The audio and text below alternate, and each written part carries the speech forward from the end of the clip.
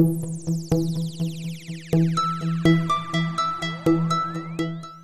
big hearty welcome to week 3 of the Game Theory and Money podcast. To those of you that have been with us so far these first 2 weeks, thank you. And also a big thank you for sharing, downloading, whatever you may do to help us grow this podcast, and especially that brought us back for a second season. We cannot thank you enough. I am going to stop speaking in just a moment, but celebrate the central part of this podcast, which is our Cynthia Freeland, the premier predictive analytics person in all of foosball. She runs her 10,000 simulations of every single game, and you not only get the winner, but you get the exact score, and we all know that's very, very important. Cynthia, I don't want to miss anything. I will point out the record last week. Look, you can't win them all, but you did win. 9-7, at least it's a winning record. I think, unfortunately for you, you have set a high bar. People so darn used to the 13-3s, the 12-4s. You know what? I've said it for myself, though. Nobody's more upset than me, you know? But kickers kind of screwed me. Easy there, MVP. We're good. Telling us, listen, no, you can't come after me because I'm harder on myself than any of you. No, it's true. Don't you give me that football cliche. We don't have cliches around these parts. We have math is what we have. A couple of the highlights from last week, you had the Chargers winning by 11. They did exactly. And you had the Vikings-Packers as a close one, even with the health of Aaron Rodgers. So a couple good ones there. And throughout this, we're going to separate it a little bit differently this week, because I think it's important for us, or at least maybe important for you. It doesn't really matter to me. I'm just the blowhard that gets in the way of everything. But to kind of share with the people, hey, these are the tight games that the model predicted. These are the ones that aren't quite as tight, and then these are the ones that look like you would perhaps put in that locks bucket, the ones that you feel really good about based on your model and what it spit out. Did I miss anything? Does that sound right? That sounds perfect. So how do you want to classify them? Like 50-50s, hard to predict, but you still feel pretty good about them? Like how should we, because as we get this started, flip of the coin. Yeah, let's do like a flip of the coin. Basically, like anything that's just a little bit better. So let's just say like anything that falls within that like 50.1 to 55% range. Those are the hardest to predict. Okay, so you run the 10,000 simulations. Half the time they're spitting out one team, half the time they're spitting out the other, and it always results with a score that's usually no more than a point to 2 points at most. So how about we start with our top coin flip game of the week, one you and I talked about as a fantasy gold mine game because you thought a lot of points would be scored. The Saints at the Falcons. So right now the model is 53.3% in favor of the Saints, who are not favored in this game. So for me, the interesting part about this one is the changes to the Falcons defense and the fact that we haven't seen Drew Brees really come together and get that offense humming like we're used to. Yes, Michael Thomas has been amazing. Yes, Alvin Kamara first week especially was great. But really, we have not seen Drew Brees. In fact, last week, it was kind of interesting to see that their 275 total yards is the fewest that they've allowed, especially at home, since like a decade. So that is a big. This model reflects the fact that that's not going to keep happening.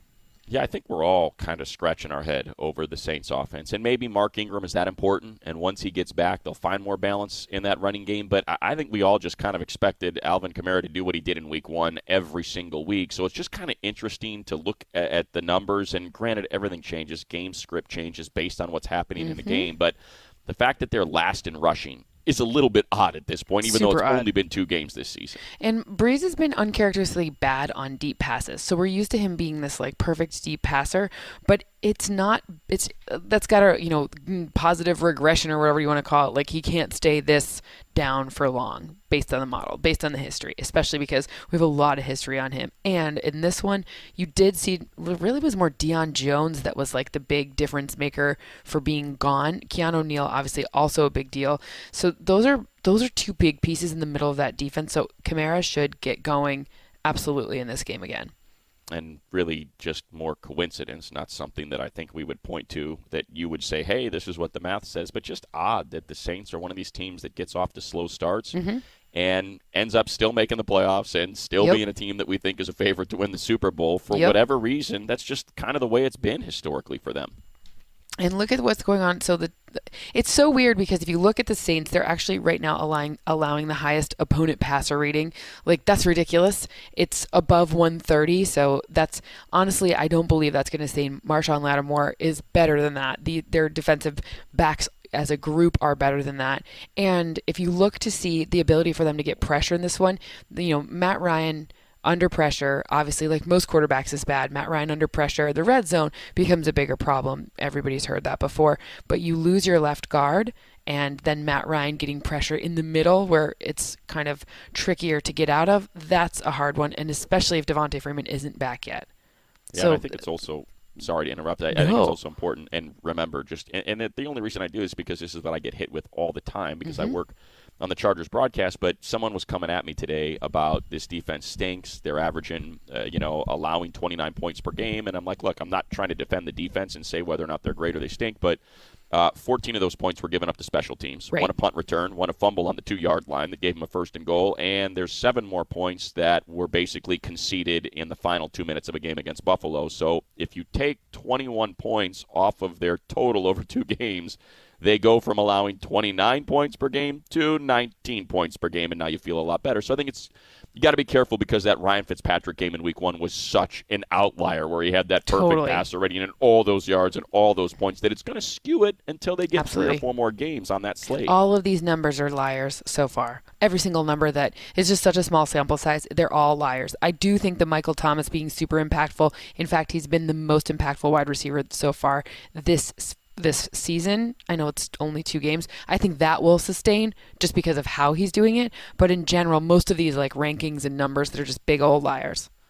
And the one thing I guess that I'm most interested in, I think, is if in fact Devontae Freeman gets healthy and comes back, if they kind of found something here, instead of Tevin Coleman just kind of being this, hey, he'll get his 8 to 11 touches, but it's a Devontae Freeman. If they figure out a way to get more 2-back sets with both those guys out there, more touches for Coleman, and Devontae's fresher for this, more fresh for the fourth quarter, this could actually benefit them if Tevin Coleman can continue to be this effective. Look, Tevin Coleman in rushes of 10 plus, he's been electric. That's how he's been making his hay. He also had that 36-yard run and gain in order to set up the Calvin Ridley first touchdown. That's what they need to see more of. So you're totally right. Using the two together would be the optimal situation for them.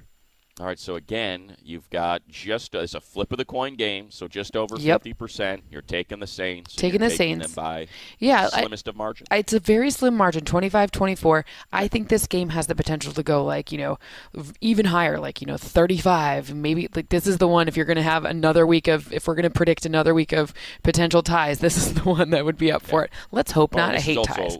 Kind of like I mentioned what we talked about earlier on NFL Fantasy Live. This is your fantasy gold mine. It's fantasy gold mine. There's going to be a lot of touchdowns, all of them, a lot of points. Let's go. Play all your Falcons, play all your Saints, and win your week. All right, let's go to another flip of the coin game. Cowboys at Seahawks. 2 teams. Look, the Cowboys feel like they should go undefeated every year, right? And the Seahawks got their backs against the wall, starting 0-2 in a division with the Rams. So a big one up in Seattle for the 12 and the Seahawks.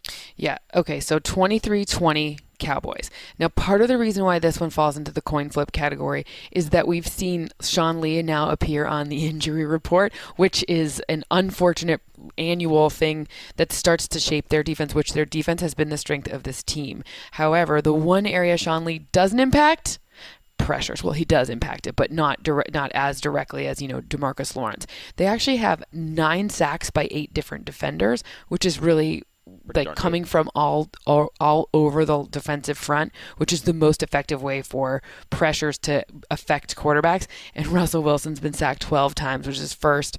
And 6 of those were, anyways, they're 6-6, right? So 6 in each game, and you have Khalil Mack coming at him is not fair, but it still counts, and it's still something to monitor in this situation with DeMarcus Lawrence on the other side. Yeah, I think the one thing with Russell is we saw it coming.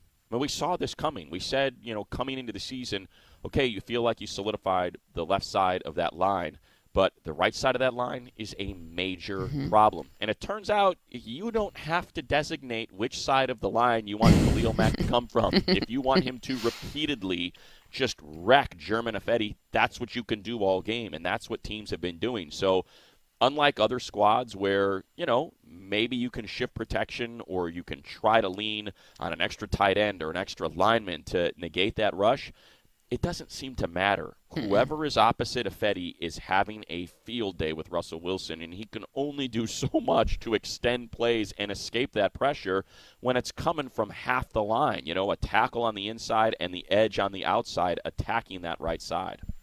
I mean, there's really nothing else to say about that except for the fact that couple that with, Doug Baldwin's absence, and you really set yourself up for having to be really reliant on Russell Wilson, which if he's just being constantly pressured is really hard to sustain no matter what, even if it's as special as Russell Wilson, who's very special. I'm not taking any shine away from him.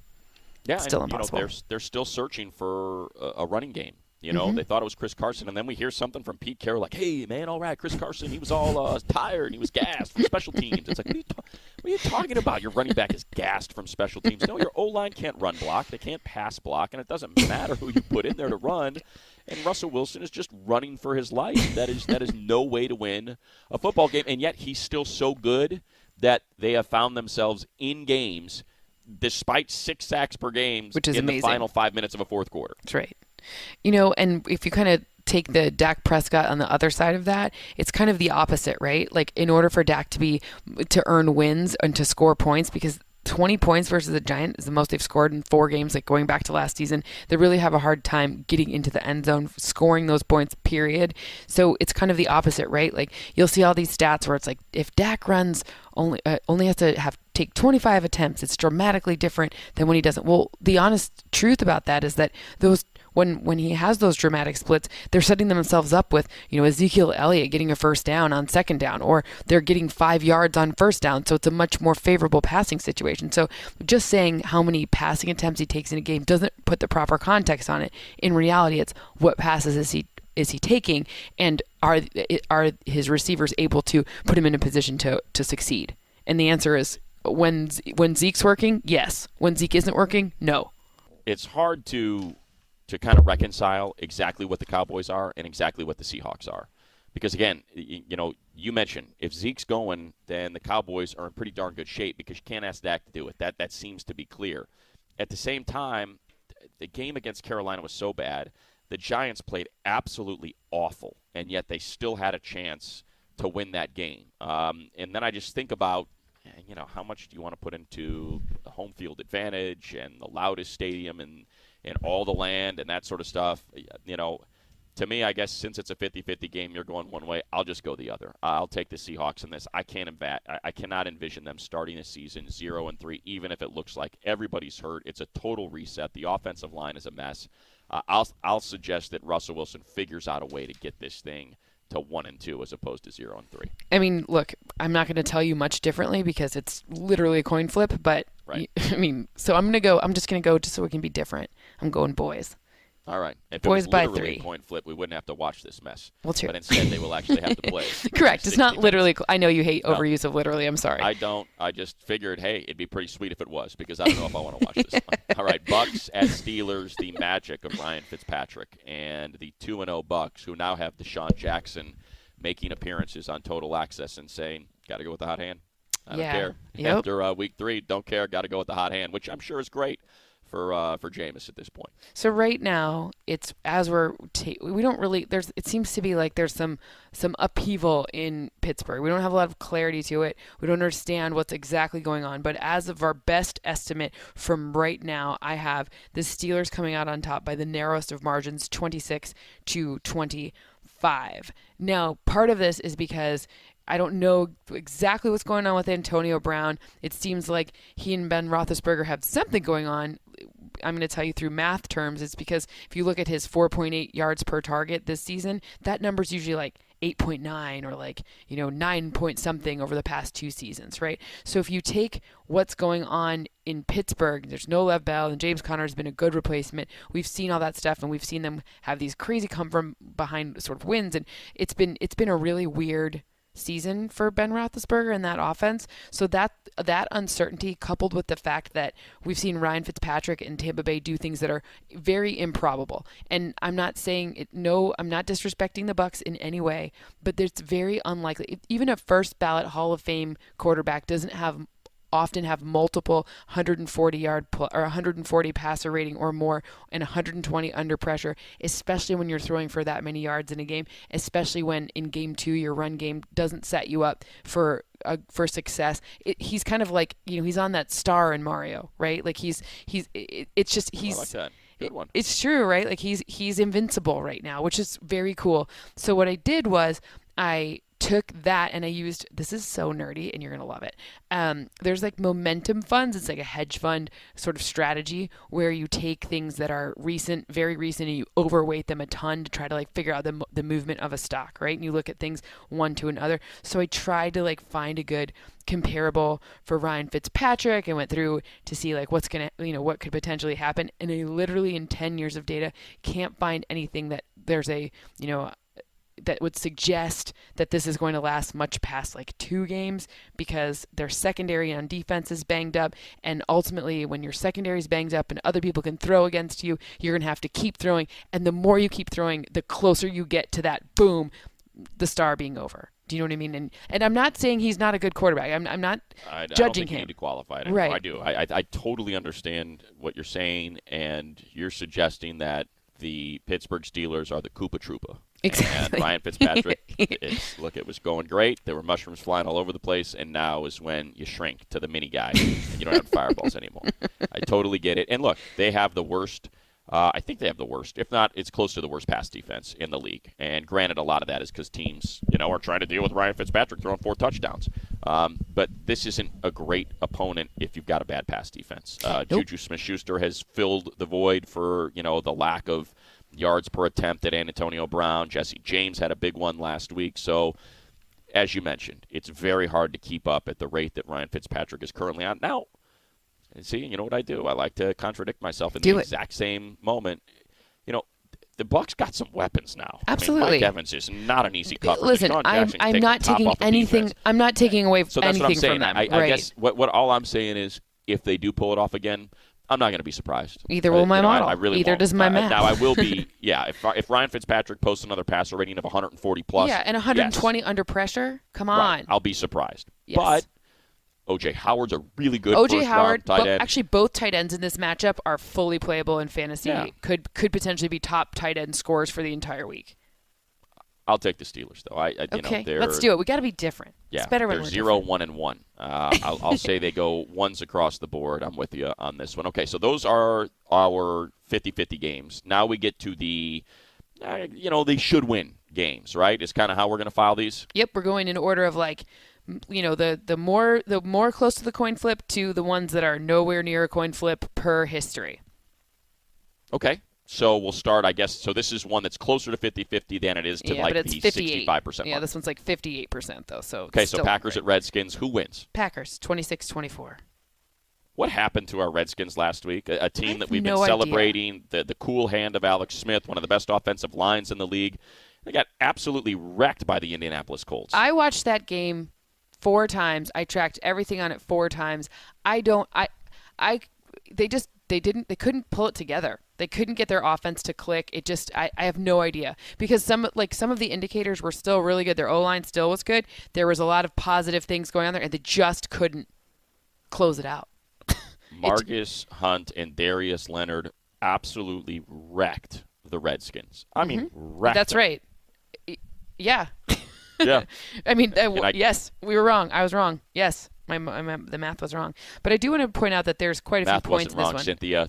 The Redskins were wrong. Yeah, right. That's what happened. Look, sometimes things don't fall in the most probable thing to happen. Sometimes the improbable thing happens, of course. So I do want to point out that 50 points in this game is probably more than you might think after whatever the Redskins fielded last week. So keep that in mind when you're looking at fantasy, when you're looking at this total. 50 points total, both sides of the ball, not just Packers. So I do want to talk about Washington and the blitz. Their defense is top 4 in blitzing, and Green Bay's already allowed 6 sacks. This is very important because we talked about Aaron Rodgers' mobility. Obviously he still played extremely well against the Vikings defensive front, which brings a ton of pressure. But at some point, those blitzes, that pressure, it's tough. It's tough sledding to get past that. I mean, that's a big problem. No, I hear you, and I guess my retort to that, Cynthia, is Aaron Rodgers. No, I'm again. He's special because that's what we always say, right? We just go, yeah, Aaron Rodgers. He'll exactly. find Geronimo Allison, he'll find Jimmy Graham, or he'll find someone we've never even heard of before. Exactly. Ty Montgomery sneaking out the backfield after having done nothing through the first 2 weeks is going to end up with 3 touchdowns. I mean, it's just Aaron Jones. And I guess Aaron the Jones will probably back from his suspension to probably score exactly. 6 touchdowns, something crazy like that. They've got something special. You want to keep track of Alex Smith here, so I want to talk about. So first of all, Washington's time of possession is first in the NFL. They're just not converting into scores. And part of this could be because Alex Smith has only thrown 3 deep passes, which is interesting because last season as the Chief, he was best in the league at this, 127 passer rating on deep passes. And he's been targeting running backs way more than Kirk Cousins did. And running backs have been more effective for him in terms of yards. But that's going to be an interesting part of this game because if you're going to look at a deep pass to target, the Packers secondary is one that seems targetable, especially for a guy that is as accurate as Alex Smith.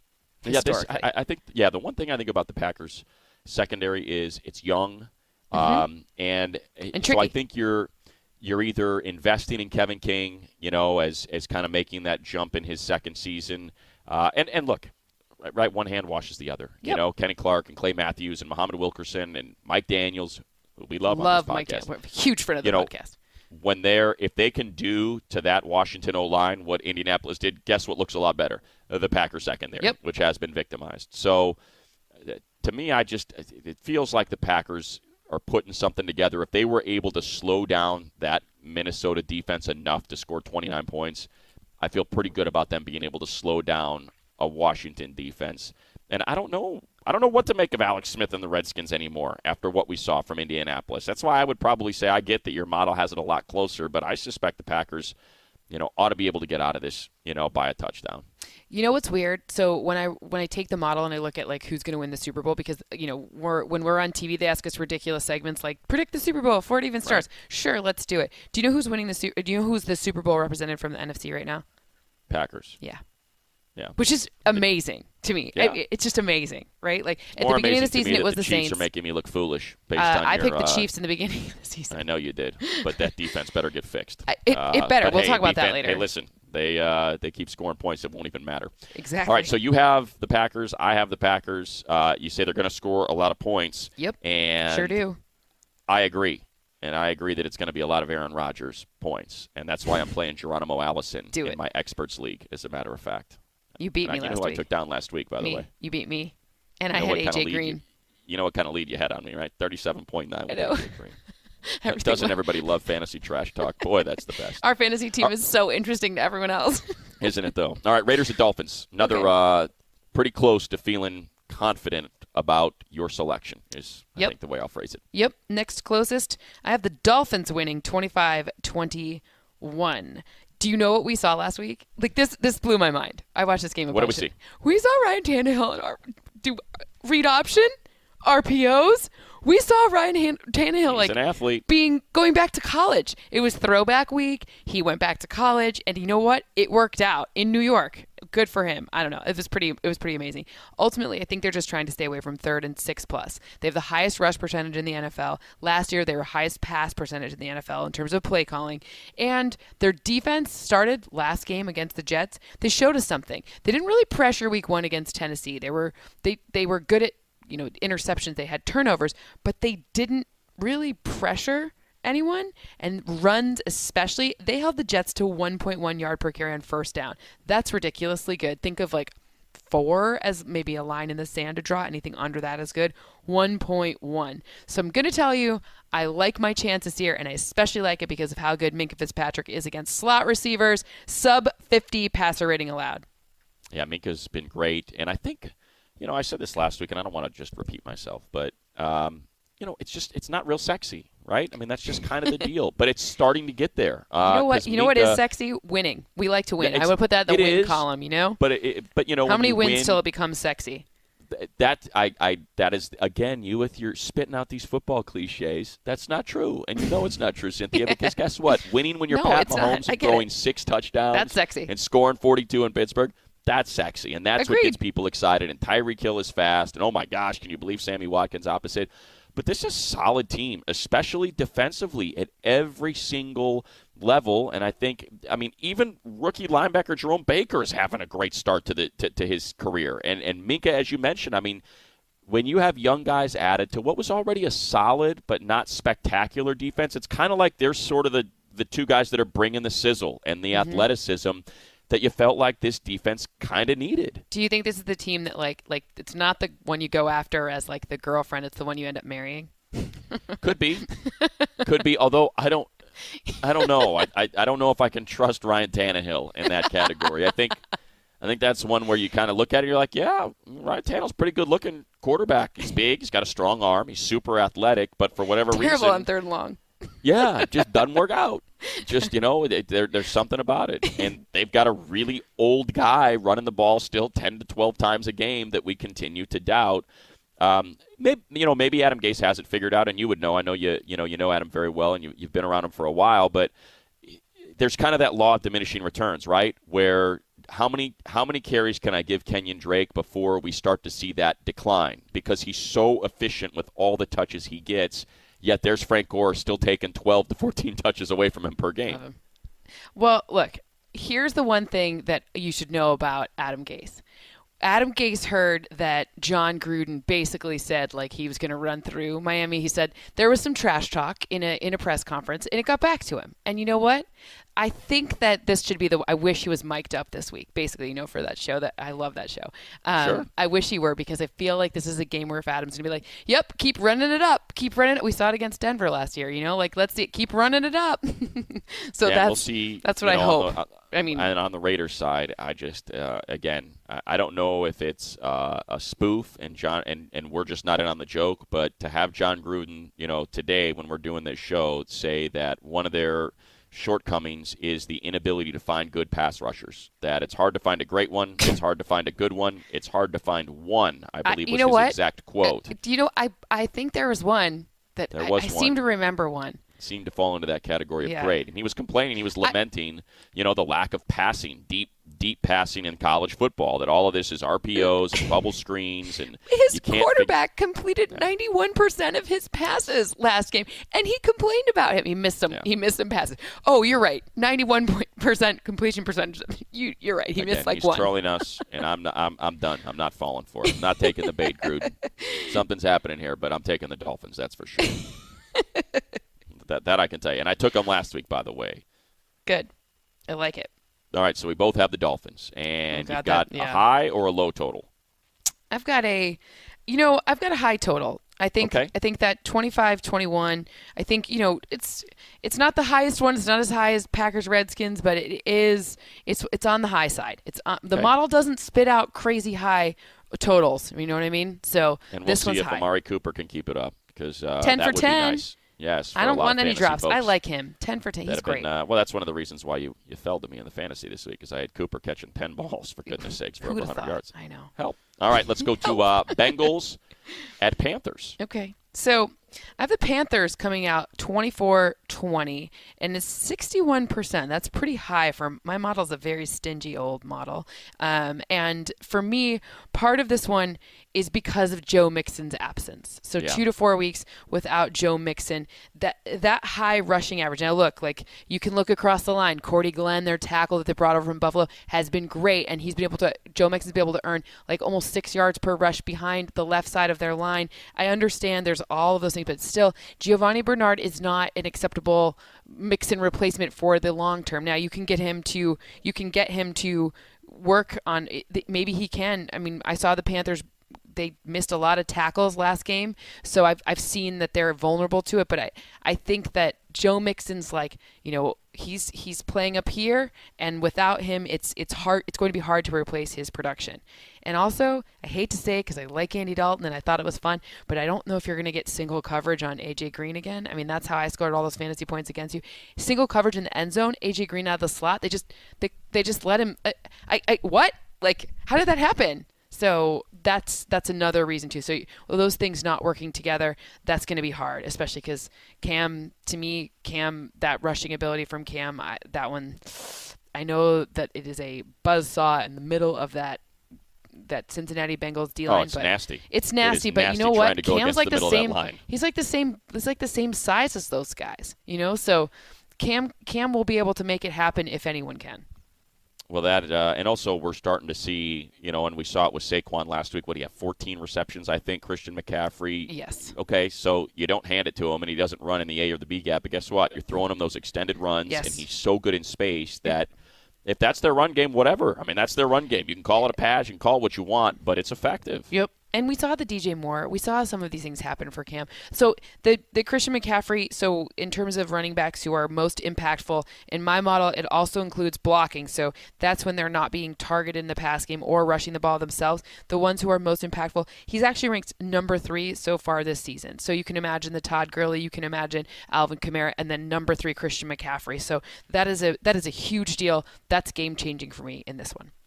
All right, I'm going to take the Panthers as well. I took them last week against the Falcons. I was wrong, but I'm not getting off it yet. Whatever. I still like that defense. I wish they had. I know you mentioned, kind of DJ Moore, seeing whether or not he can take that next step. I mean, but I wish they had a better set of pass catchers. But you know what? It just seems like you know how like the Chiefs, when you look at them, you're like, that's a good group. You look at the Rams, and you're like, okay, Cooper Kupp does this, and here's Robert Woods, and here's what Brandon Cooks is, the speed.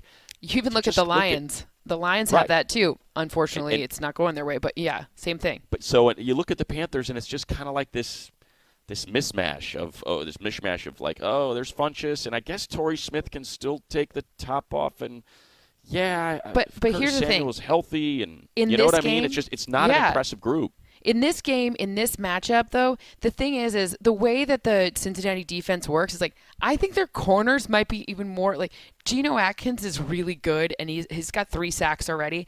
But I think William Jackson III, their best corner, like he might be even better. So that kind of combination of interior pressure and corners is a nightmare. The only antidote for it is like a Cam-like guy and those Christian McCaffrey. Right, so that's the matchup here just is in favor of Carolina. So that's where in other games it will matter that he doesn't have that like wide receiving core that you described. But in this game, like William Jackson III's really good. Like he's scary. Yeah.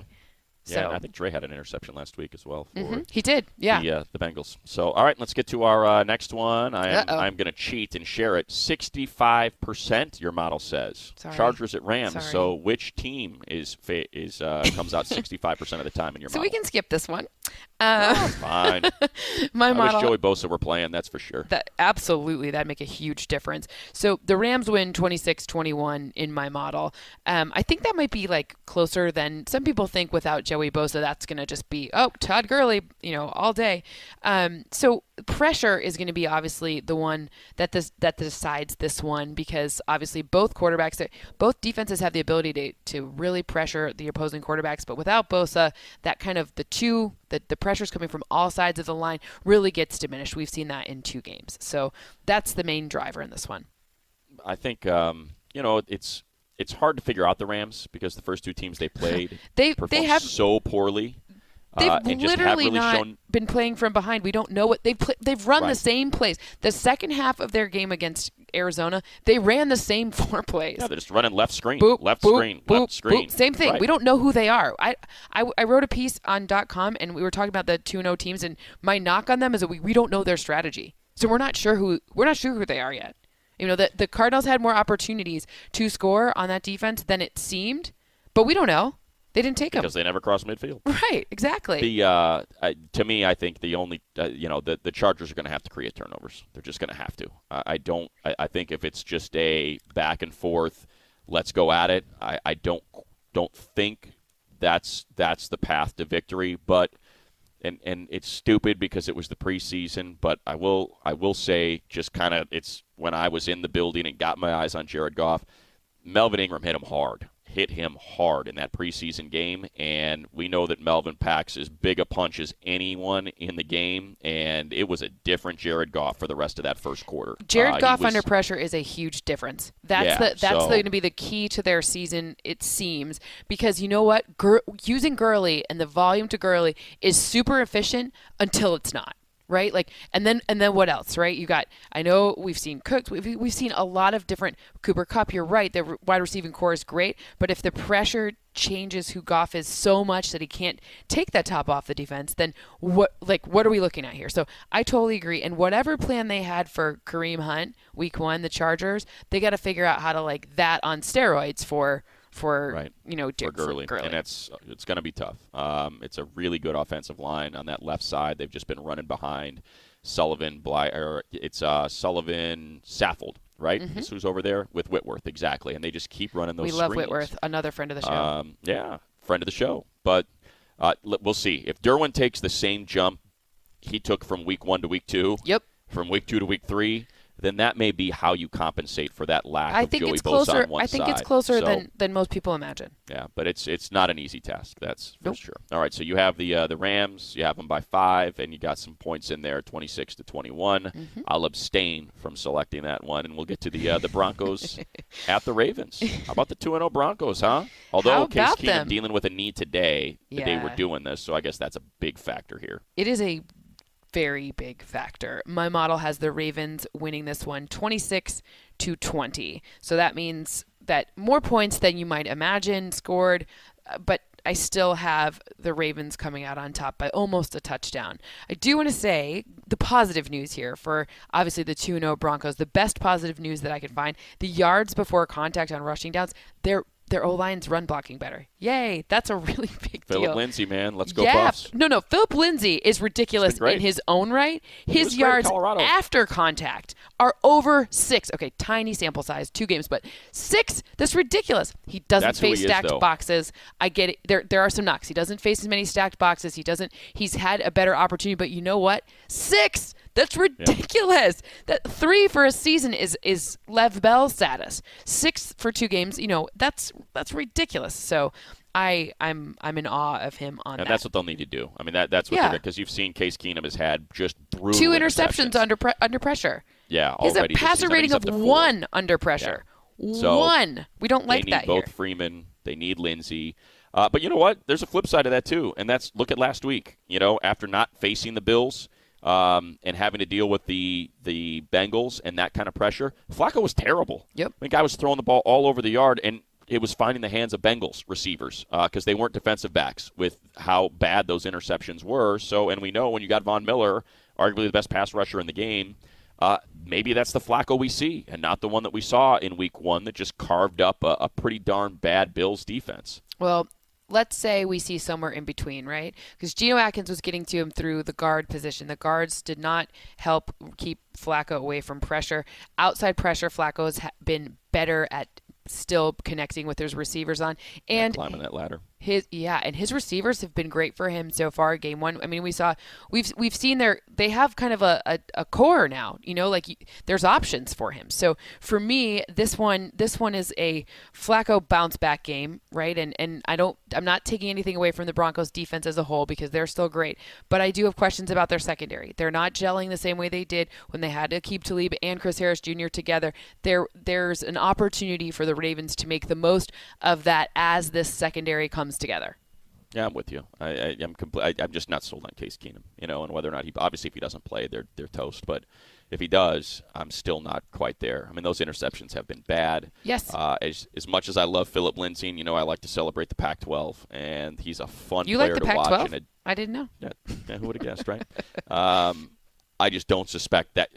That's not what you're going to be able to do against the Ravens. It's just that does not seem to be something that ought to be hey, we're going to go in and we're going to pound the ball with Philip Lindsay and Royce Freeman and beat the Ravens. No, you're probably going to have to throw it around a little bit to get after them. And Emmanuel Sanders, though, I will say his ability to earn first downs, he's right up there. He's number 5 on the list of the top 5. That's a really big deal. And maybe it doesn't manifest in everyday fantasy points, but in terms of impact to the team, he's drawing double coverages. He's having to block, stuff like that it doesn't necessarily show up on a stat sheet, but is super important to actually winning. So if there's no Case Keenum, that will be hard, but it's good that Emmanuel Sanders can help him, especially, the Ravens secondary is no slouch, and they're not going to single cover people anymore. Yeah, I don't need to echo everything you've put together with your model. I'll take the Ravens, and I'll just say, hey, a Broncos team that led against the Raiders for all of 6 seconds in that game is not one that I have a lot of confidence going into Baltimore and beating a team that I picked to win the AFC North. Okay. Bears make their way out to a Chicago winter retreat. Believe it or not, for whatever reason, New Yorkers go to Florida. Chicagoans go to Scottsdale. Phoenix. Yeah, for so sure. I know so many that do that. to the greater Phoenix area, I should say, Glendale, Arizona, for the Cardinals. Yeah. And you got the Bears pretty heavily here. They do. The Bears winning in 70% of the model simulations, and they win by a score of 22-17. Now, notice 17 is a low number. It's actually not the lowest one in the model this week, but that's very low. My model never predicts. I've never seen in the history of modeling any of this stuff, and I've been doing this for a long time. Never would predict a single digit score. It'd always be at least a double digit score. So the closer you get to single digits, that's not a very good outlook on this one. Part of it is because you see Fitzpatrick's on a different team. You see Larry Fitzgerald's been on the injury report, and it seems like a real injury, not veteran rest. And then you see, David Johnson's snap count has gone down from 2 seasons ago, where it was over 95%. It's now closer to like 68%. That's an interesting fold if you're a fantasy player. Get it together, Mike McCoy. That's what's interesting to me. Get it together. Yeah. You're a terrible play caller right now in Arizona. It's been a mess that guy can't get enough targets. And that offense, the offense is terrible. I mean, that's all there is to it. It's very hard to play an NFL game with NFL talent and cross midfield once on the last play of the game. I don't care how good that Rams defense is. That's embarrassing. It is crazy what has happened to that offense, that they invested a lot of money in the offensive line. I saw them in the preseason. They look good, man. That offensive line was getting pushed. David Johnson looked like he was spry. I really was. And it is. You think when do you think we see Josh Rosen? Oh, it'd have to be at halftime. I mean, if they're not scoring points and they're down a touchdown plus, let's say they're down 14 points at the half, what are you doing? What are you doing? If you're on pace to lose a game by 28 points to the Bears, then I don't see why you don't bring Josh Rosen in. And the good thing about Josh is, for as much of a jerk as he can be, he is such a sharp quarterback that he's someone that would take a play call from Mike McCoy and be able to diagnose a defense and say, no, that's a stupid play. I'm just gonna, hey David, get ready. He's gonna Dave Craig it. That was like a Dave Craig special. Is he would take play calls and just be like, yeah, whatever. Hey, you go run real far. I'm going to throw it. And that's what I suspect Josh would do in the second half. That's why you're my favorite person. That's terrible. I like the Cardinals too. Let's talk about something positive. Sorry. What's positive? Khalil Mack. Oh, Khalil Mack has been better than I thought he would be, and I thought he was going to be pretty great.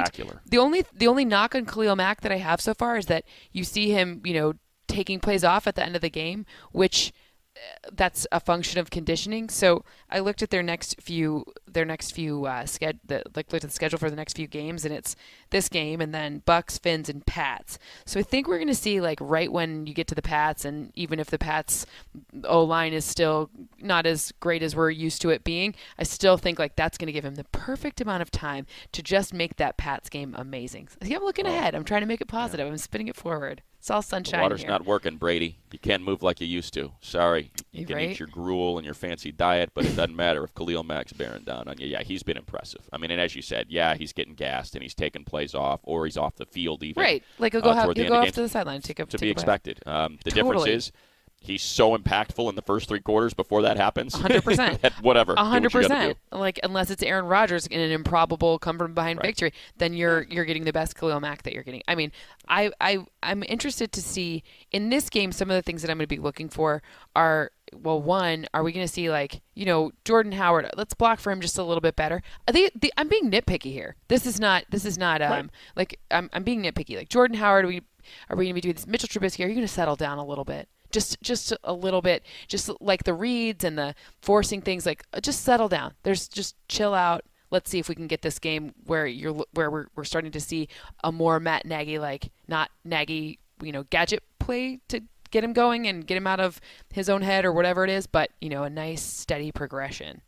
That's what I'm looking last year it was, why'd you take Trubisky ahead of Watson, you dummies? And now it's, why'd you take Trubisky ahead of Mahomes, you dummies?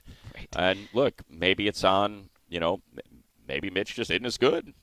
Maybe he's not Pat Mahomes. Maybe he's not Deshaun Watson. He's been good enough, though. I mean, he's accurate. He throws a pretty ball. And you just hope, like you said, the brain comes around. I just think it's like let the game slow down for him a little bit. I mean, you're in Aaron, like that first game, it's Aaron Rodgers like crushing your soul. Literally. That's literally. Right. It's not literally. He didn't actually literally do it. So it's Aaron Rodgers I don't crushing know because your I have not found my soul. soul yet. So have you figured out the time someone who was a thing Bears yet? fan at one point, Right. he did.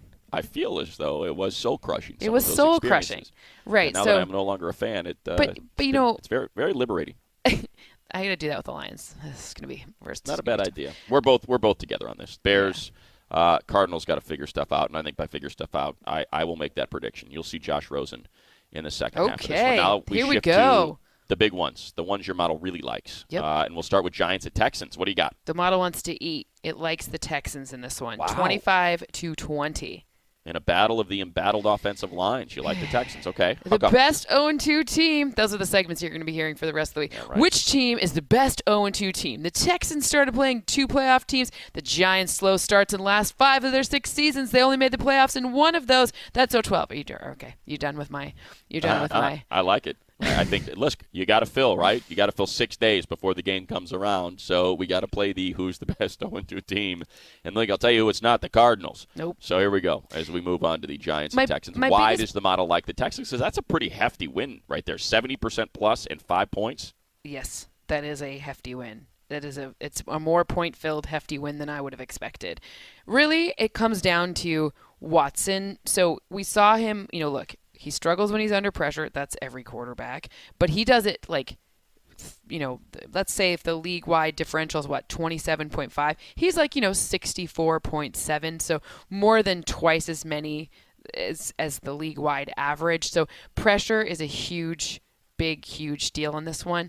But we're starting to see, at least in the past game, we started to see his ability to connect with, Will Fuller come back, and that was a big deal, his return from injury. We saw Deshaun Watson. We saw he's passing to himself. I think he did that last season. He probably could.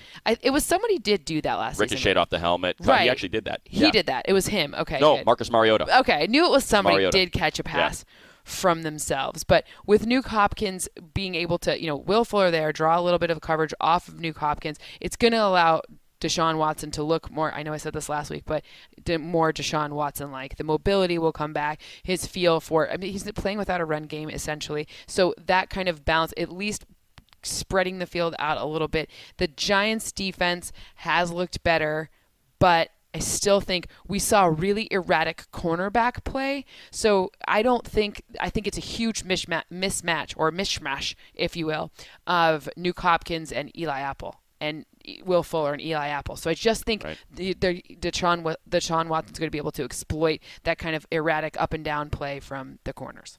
Yeah, and we saw, Will Fuller and Deshaun Watson pick up where they left off last year, that kind of speed, and, of course, Nuke Hopkins, who does it regardless of the quarterback, regardless of the opponent. He's just that good. And I'll tell you, Sterling Shepard has not been good. Eli Manning has not been good. That offensive line has not been good. And, whether or not look, the Texans' defense has been okay. It's not like it's been their fault. It's been a lot of mistakes by Deshaun Watson and the lack of Lamar Miller having any sort of impact on a game. He's doing without a run game. Yeah. Yeah. So. Well, and here's the difference. The Giants are last in big plays. So big plays, 20-plus receptions and 10-plus rushes. And with your line being this big of a deal, and Saquon Barkley's had a great start. Like anyone who says he's not, or that I hate the narrative of they should have gone quarterback, blah, blah. Who cares what they should have done, whatever. Saquon's been great. He's very valuable. It's not his fault, but they're not giving him a situation where he's really able to connect with what he's, really getting those yards after the catch and really opening the game up for Odell Beckham Jr. because Eli keeps throwing the ball really quickly and getting it out of his hands really quickly. Things can't develop.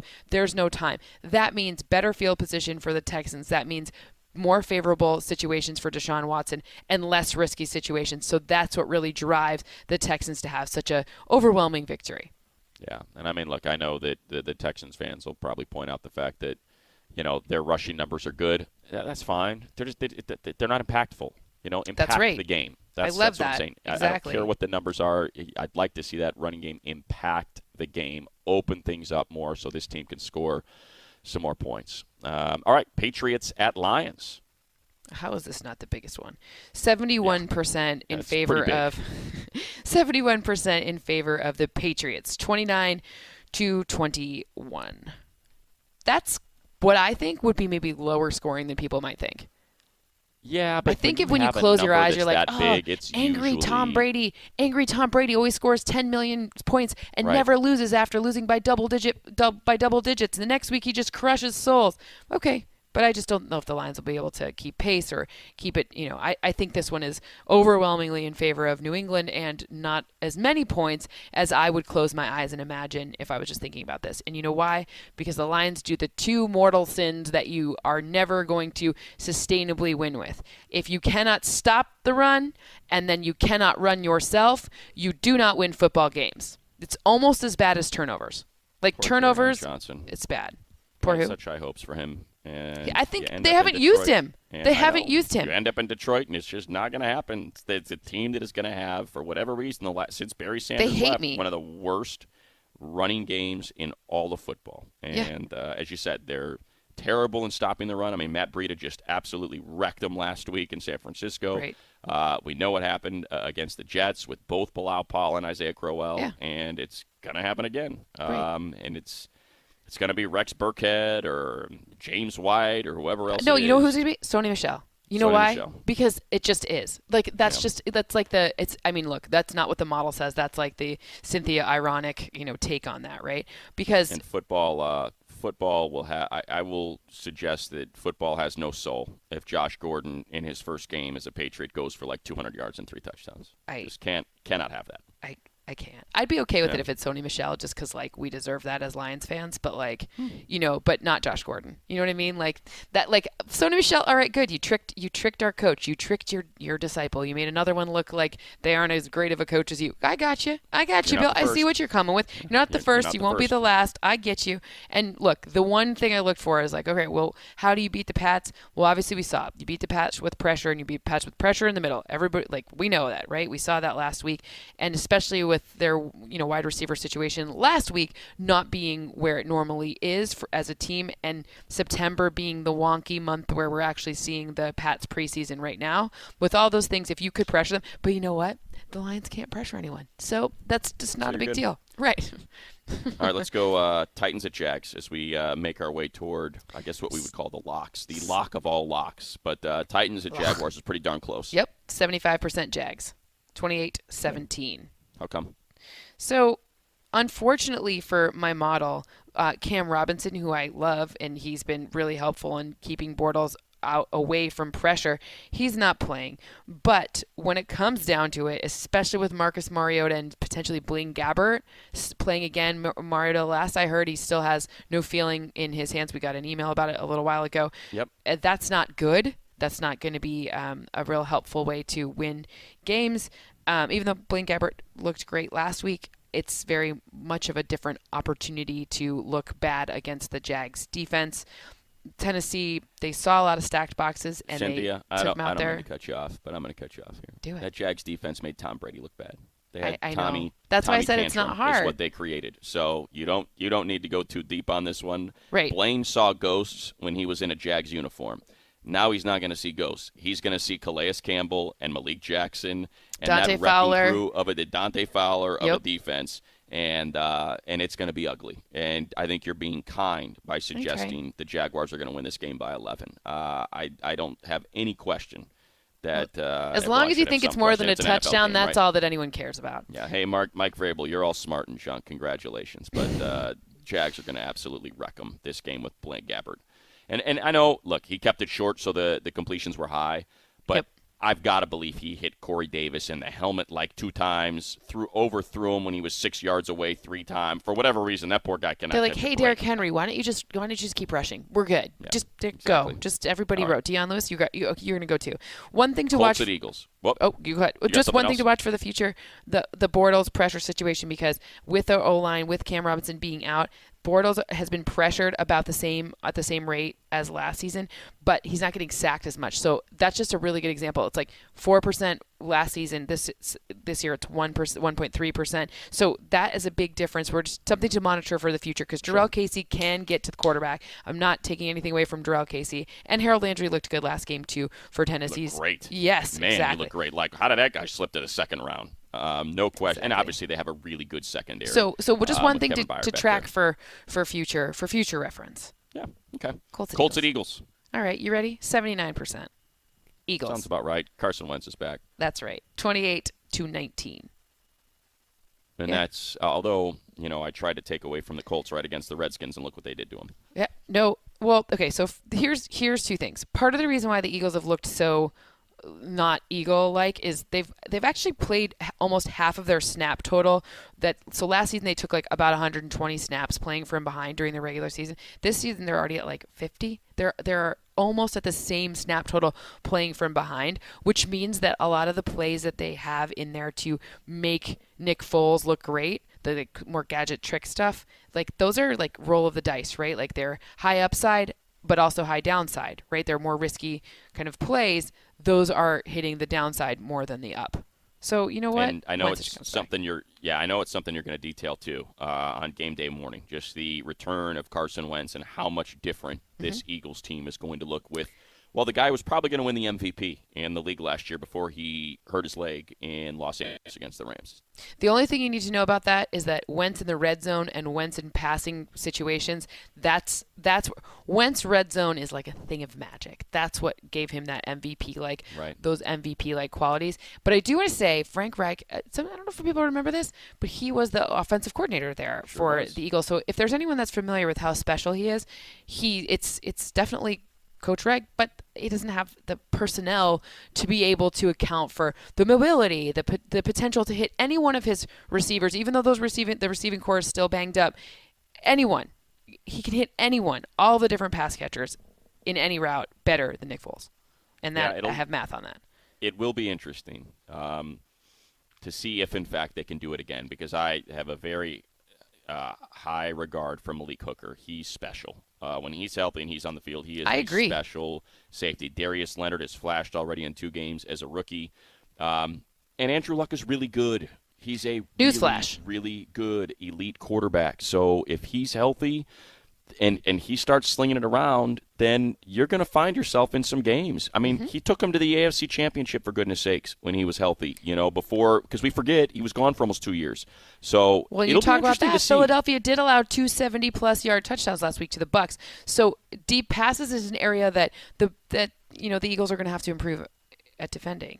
It's hey, T.Y. Hilton, surprising. Run that way real fast. Go. And I'm going to throw this ball really hard. Go. And let's see what happens. So, if Wentz is back and he's the Wentz of last year, I totally get it. I'll just kind of put this qualifier in there. If, in fact, they do this week, or at least hang in there and look like they're pressuring like they were last week against Washington, I'm going to start become a believer in the Colts. I'm with you. Because that's, we forget how good Andrew Luck is. All right. To the 49ers. At the Chiefs. 82.1% Chiefs. 31-21. Yeah, I mean, look, I've doubted the Chiefs 2 weeks in a row now, right? So you know what's funny though? You can't slow down the cheetah. Mahomes is just throwing. His footwork looks terrible. The defense is terrible. But man, that's what I was about to tell you. How do you slow down that offense? So here's 2 things that. I understand that 31-21 adds up to 52 points, which seems like a lot of points, but I think that the general public would think it'd be like, maybe a lot more points than that. So I have a fewer point total overall despite a 10-point win, in part because, Reuben Foster's back. So Reuben Foster being back for the 49ers does change a little bit in terms of... It's a big deal. Yeah, their defense is good, and they get a lot of pressure on opposing quarterbacks. Here's the problem. Problem if you're a 49ers fan. Patrick Mahomes is actually like a 141 passer rating under pressure. That's good. Patrick Mahomes is also completing 30% more of his passes when he's getting the ball out quickly, which is what he does. So the 2 things that sometimes rookie, or I guess he's not a rookie, but in his first full season, the 2 things that you kind of see like take a little bit time to gel is like passer rating under pressure and, the ability to adjust between deep passes and short passes. And Patrick Mahomes has been excellent at both of those. So again, Reuben Foster being back does limit it. And I do think we start to see a little bit. Is Eric Berry going to be back? I think he might be. That could be a big deal. That's a huge game changer. Kendall Fuller, who came from Washington to this team in a trade last season, he's actually number 47 on my cornerback ranking list. They're terrible. That's Cynthia, they are terrible.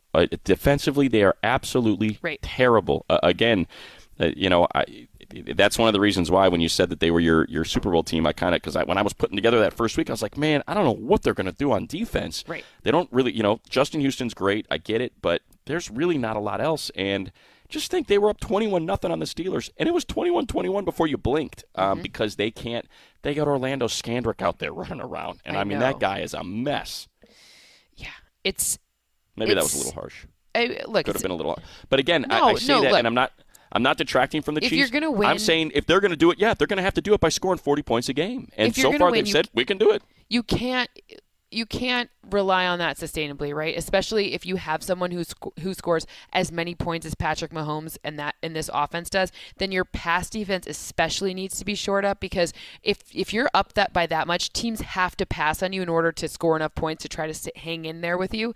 So that's why it's a better combination to have an offense like this Kansas City offense and then fix your pass defense than to try to stop the run as much, right? Because nobody's going to run on you as often. They're going to want to pass on you all day in the second half. So for me, the fact that, look, Kendall Fuller's been good.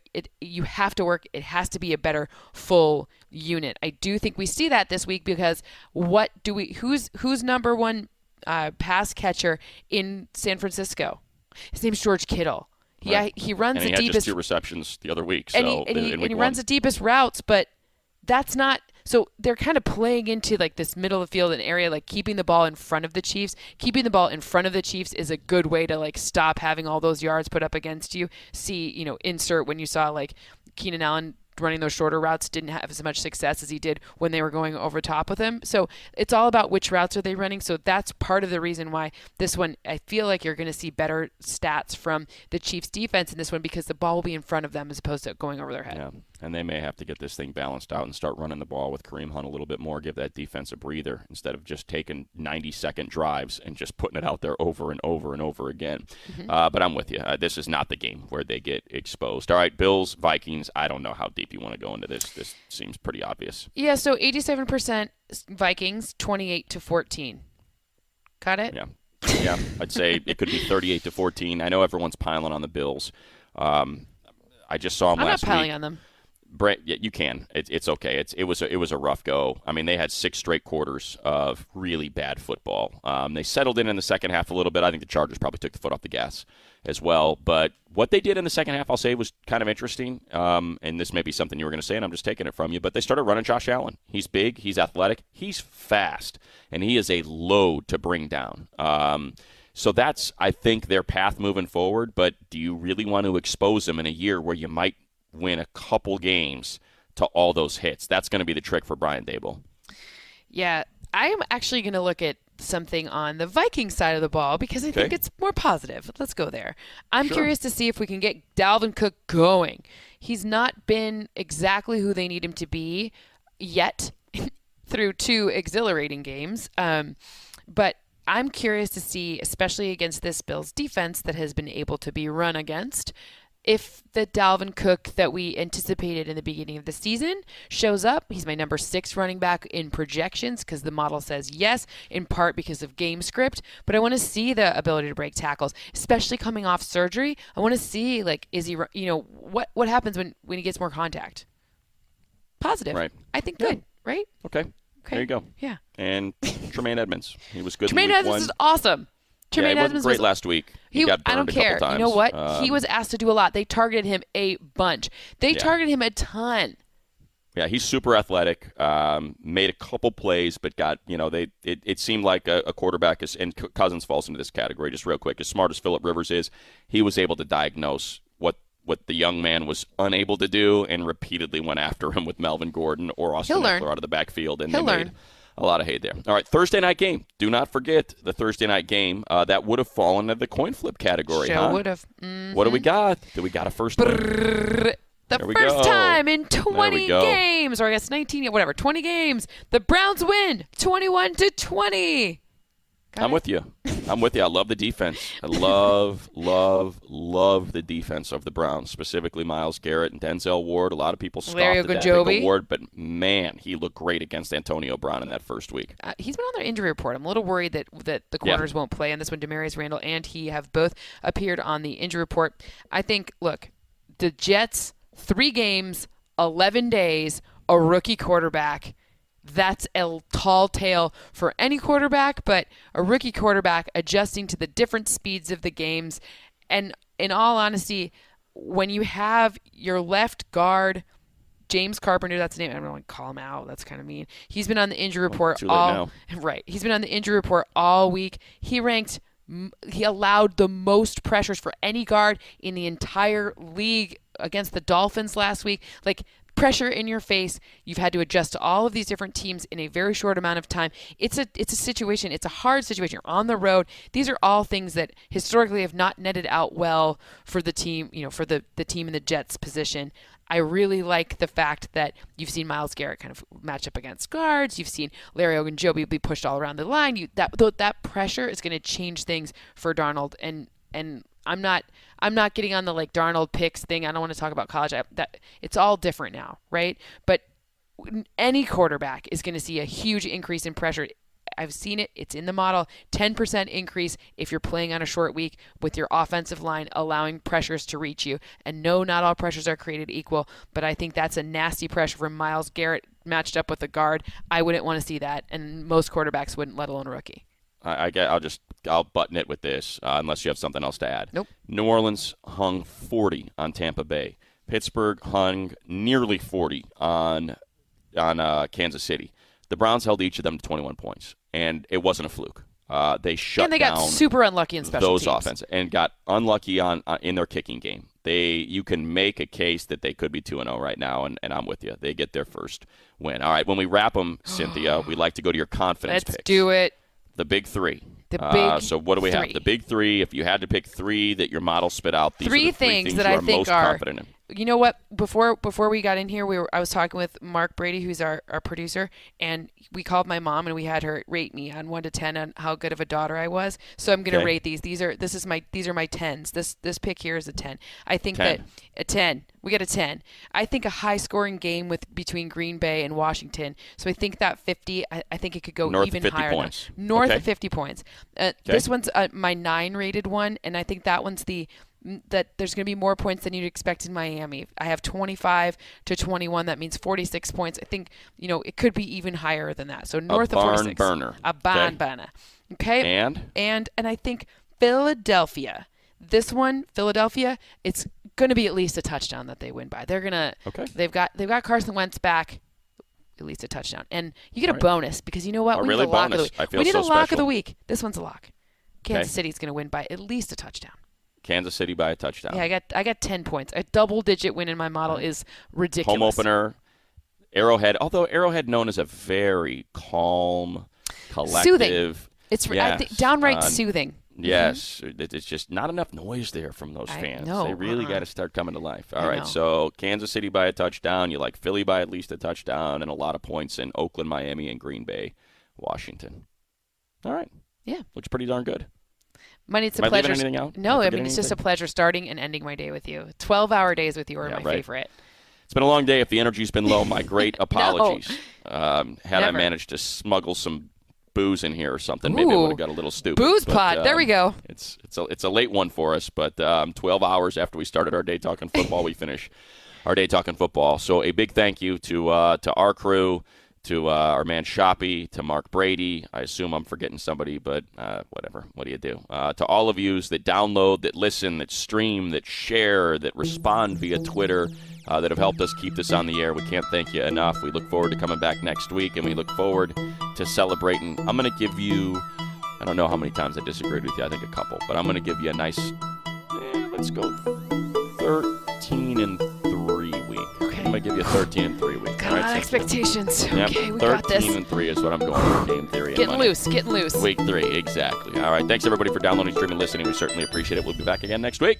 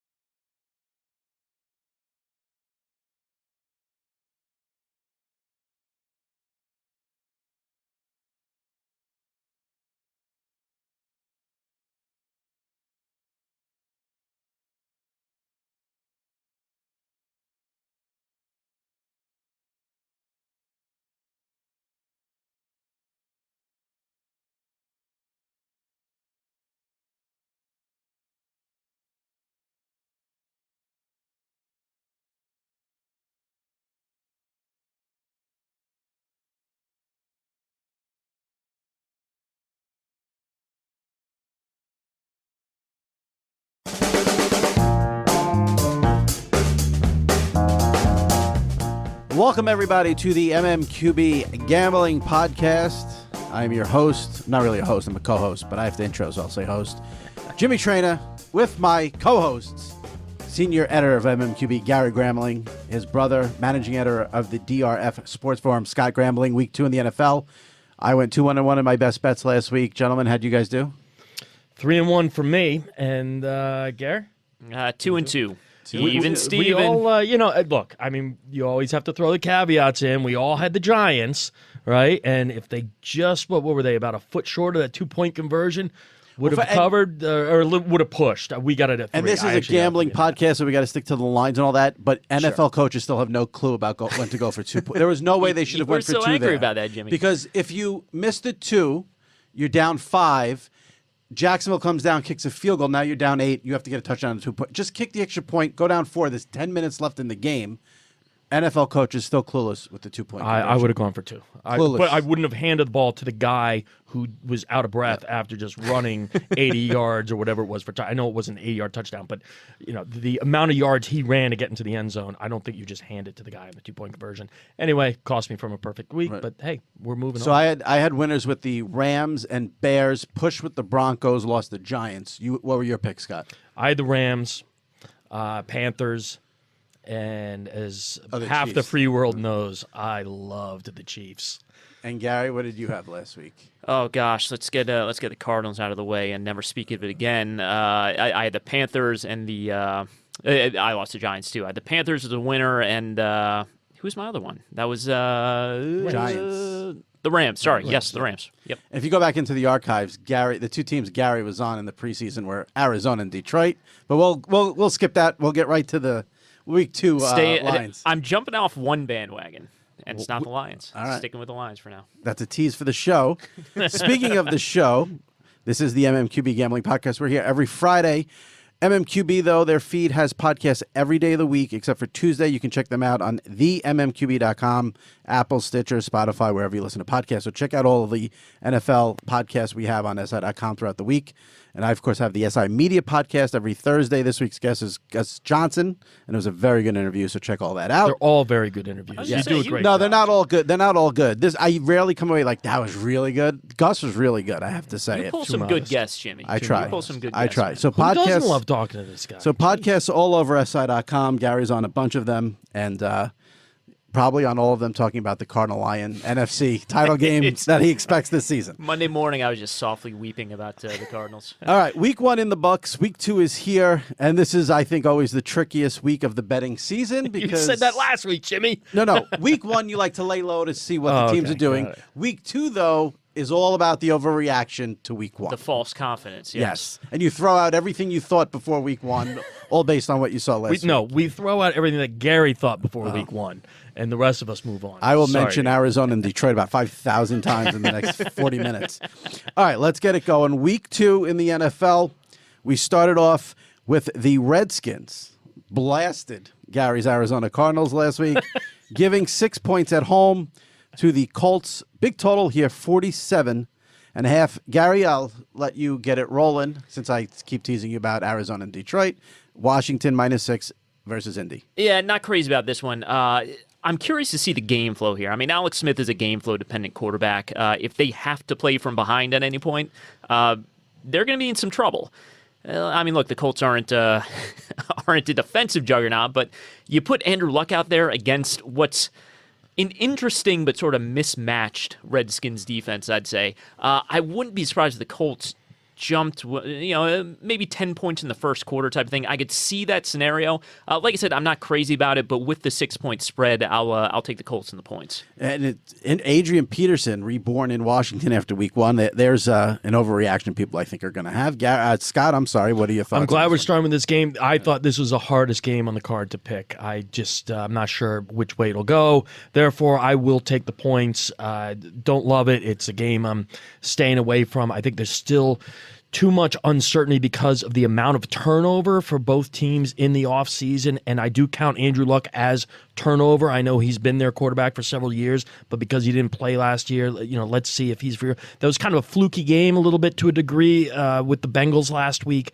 so I'm taking a wait-and-see approach with these two teams, staying away from it. If I had to take it, I'd take the Colts because of the points. The line here is high with 6, but I thought the Colts were one of the worst teams in football before the season started. On our podcast, which you can find in the archives where we did over-unders for the season, I said under 7.5 even if Andrew Luck is healthy. So I think the Redskins win the game, whether they cover. Like you guys, I don't know about the line. 6 is high, but I don't think the Colts are very good at all. So let's go on to the second game, and it's one of the better games of the week.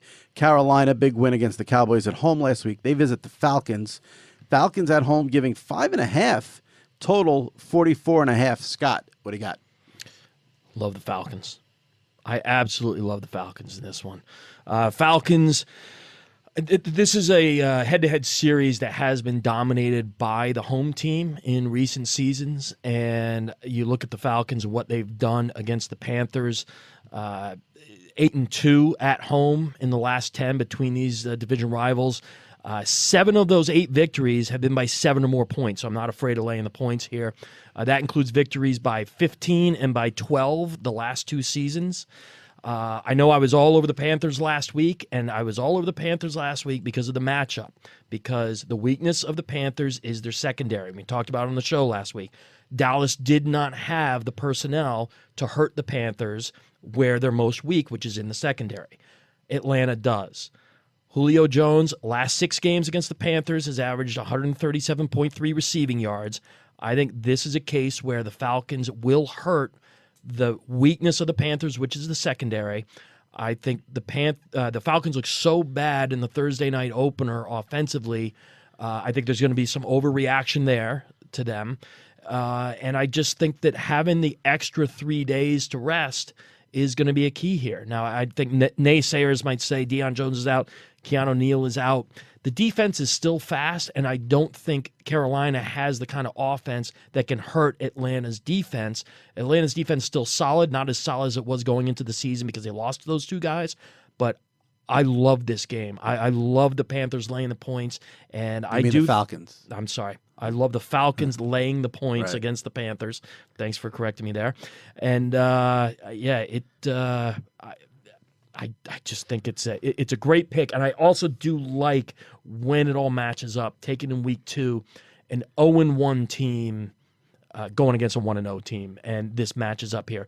Falcons are the better team. They perform better at home in recent years against the Panthers. There's just so many reasons to back the Falcons in this one. Gary? Yeah, I actually I had the Falcons until Deion Jones went down. I switched over to the Panthers. So you're gonna say I had the Falcons until I just heard all that. Now I'm switching over. No. I'm going Carolina here. Those injuries terrify me. Deion Jones and Keanu Neal. I mean, that is essentially the heart of your defense, especially your run defense with the undersized defensive line they have there. Panthers want to run the ball.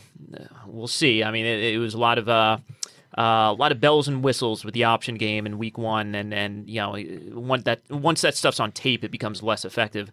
But yeah, on top of that, look, I think Matt Ryan is going to be fine. I think Thursday night was an aberration there, but I don't know. I don't know if they're ready to pick it up right now. I think the Falcons, maybe this is one of those games. Panthers grind it out a little bit. Maybe Falcons win by a field goal in the end. I thought the 5.5 point spread was too much for me, though. I'm right there with you. I think that line is high, 5.5. Evenly matched teams here.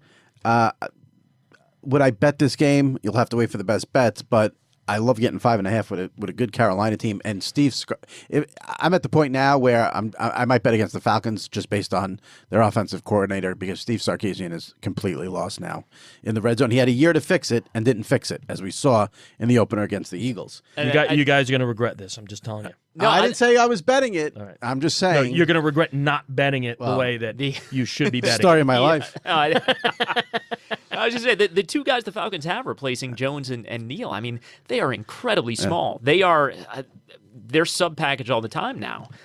Panthers want to go big. They want to try and ram it down your throat. So we'll big. see. Yeah. That's a tall order for Duke Riley and DeMonte Casey, who's a 180-pound strong safety. All right, next game on the board. I don't know if our producer extraordinaire Harry can play the trumpets.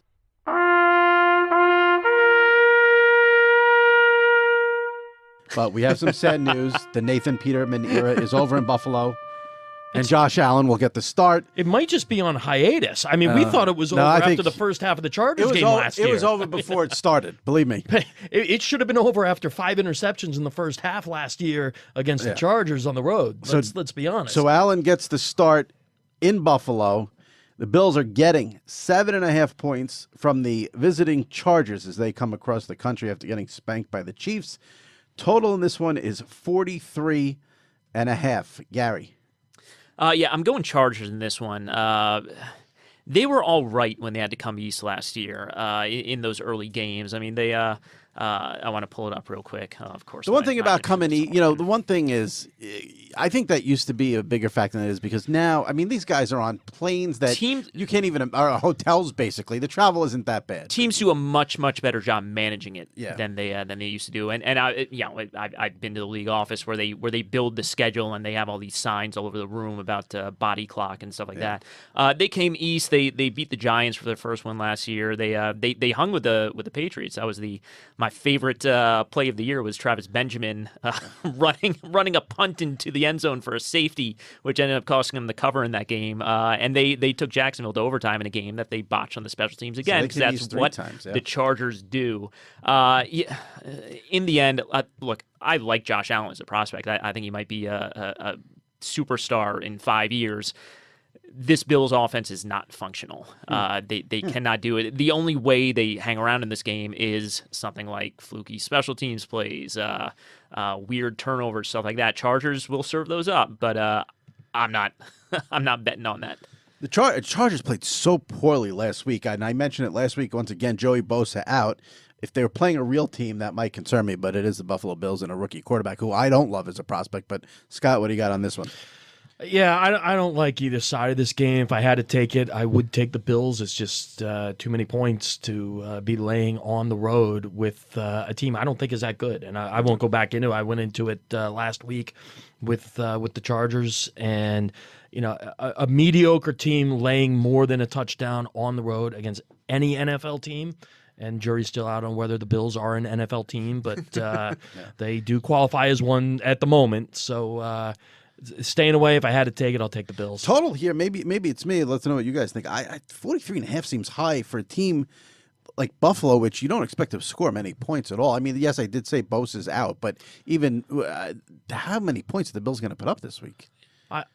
If I had to bet, I'd take the over. You would? Yeah, I think it just feels to me like a very mistakey Keystone Cops type of games. Six here and there. And somebody's gonna be dropping punts and stuff like that. It's gonna be an ugly, sloppy game, but not in a defensive battle kind of way. No. I think in a more ineptness kind of way, and that often leads to overs because of a lot of mistakes where you should not be making mistakes. Yeah, I mean, Allen is boom or bust. I think they score any touchdowns are going to be of the 40 or 50 yard variety, and it's probably going to be a lot of turnovers too. All right, let's move on to a little division battle here. The Texans, 2-point favorites on the road at Tennessee. What a rough Sunday for about 87 hours in Miami. Total 44.5. Scott. I'm going with the road favorite here. I am taking the Texans. It just, what a horrible first week for the Titans. I don't want to, I really try and stop myself from overreacting to the first week, but, not a lot of positives to take away from that game. And I just think when you look at the Texans and the kind of upside they have, I feel like, they've had the Titans' number in recent years, 11-3 against the spread in games played against Tennessee since the start of 2011. For those reasons, I'm leaning a little more than slightly toward the Texans here. Yeah. Yeah, I'm going Texans. I'm going a little bit stronger than the Texans here. Like Scott said, terrible first week for the Titans, terrible summer for the Titans. A new coaching staff in there. That's a good point. Their entire defense has been. It's not the devastating, it's not the headlines of, torn ACL, all this stuff. They had 4 draft picks. Their first 2 draft picks were both hurt all summer. They can't get on the field. Morgan's banged up. Arakpo's banged up. They are severely running behind on defense with where that defense should be. And on offense, they lose Delaney Walker last week. Delaney Walker out. Delaney Walker is top weapon. He's the focal point of that offense. So yeah, Which is a problem, but yeah, you're right. Yes.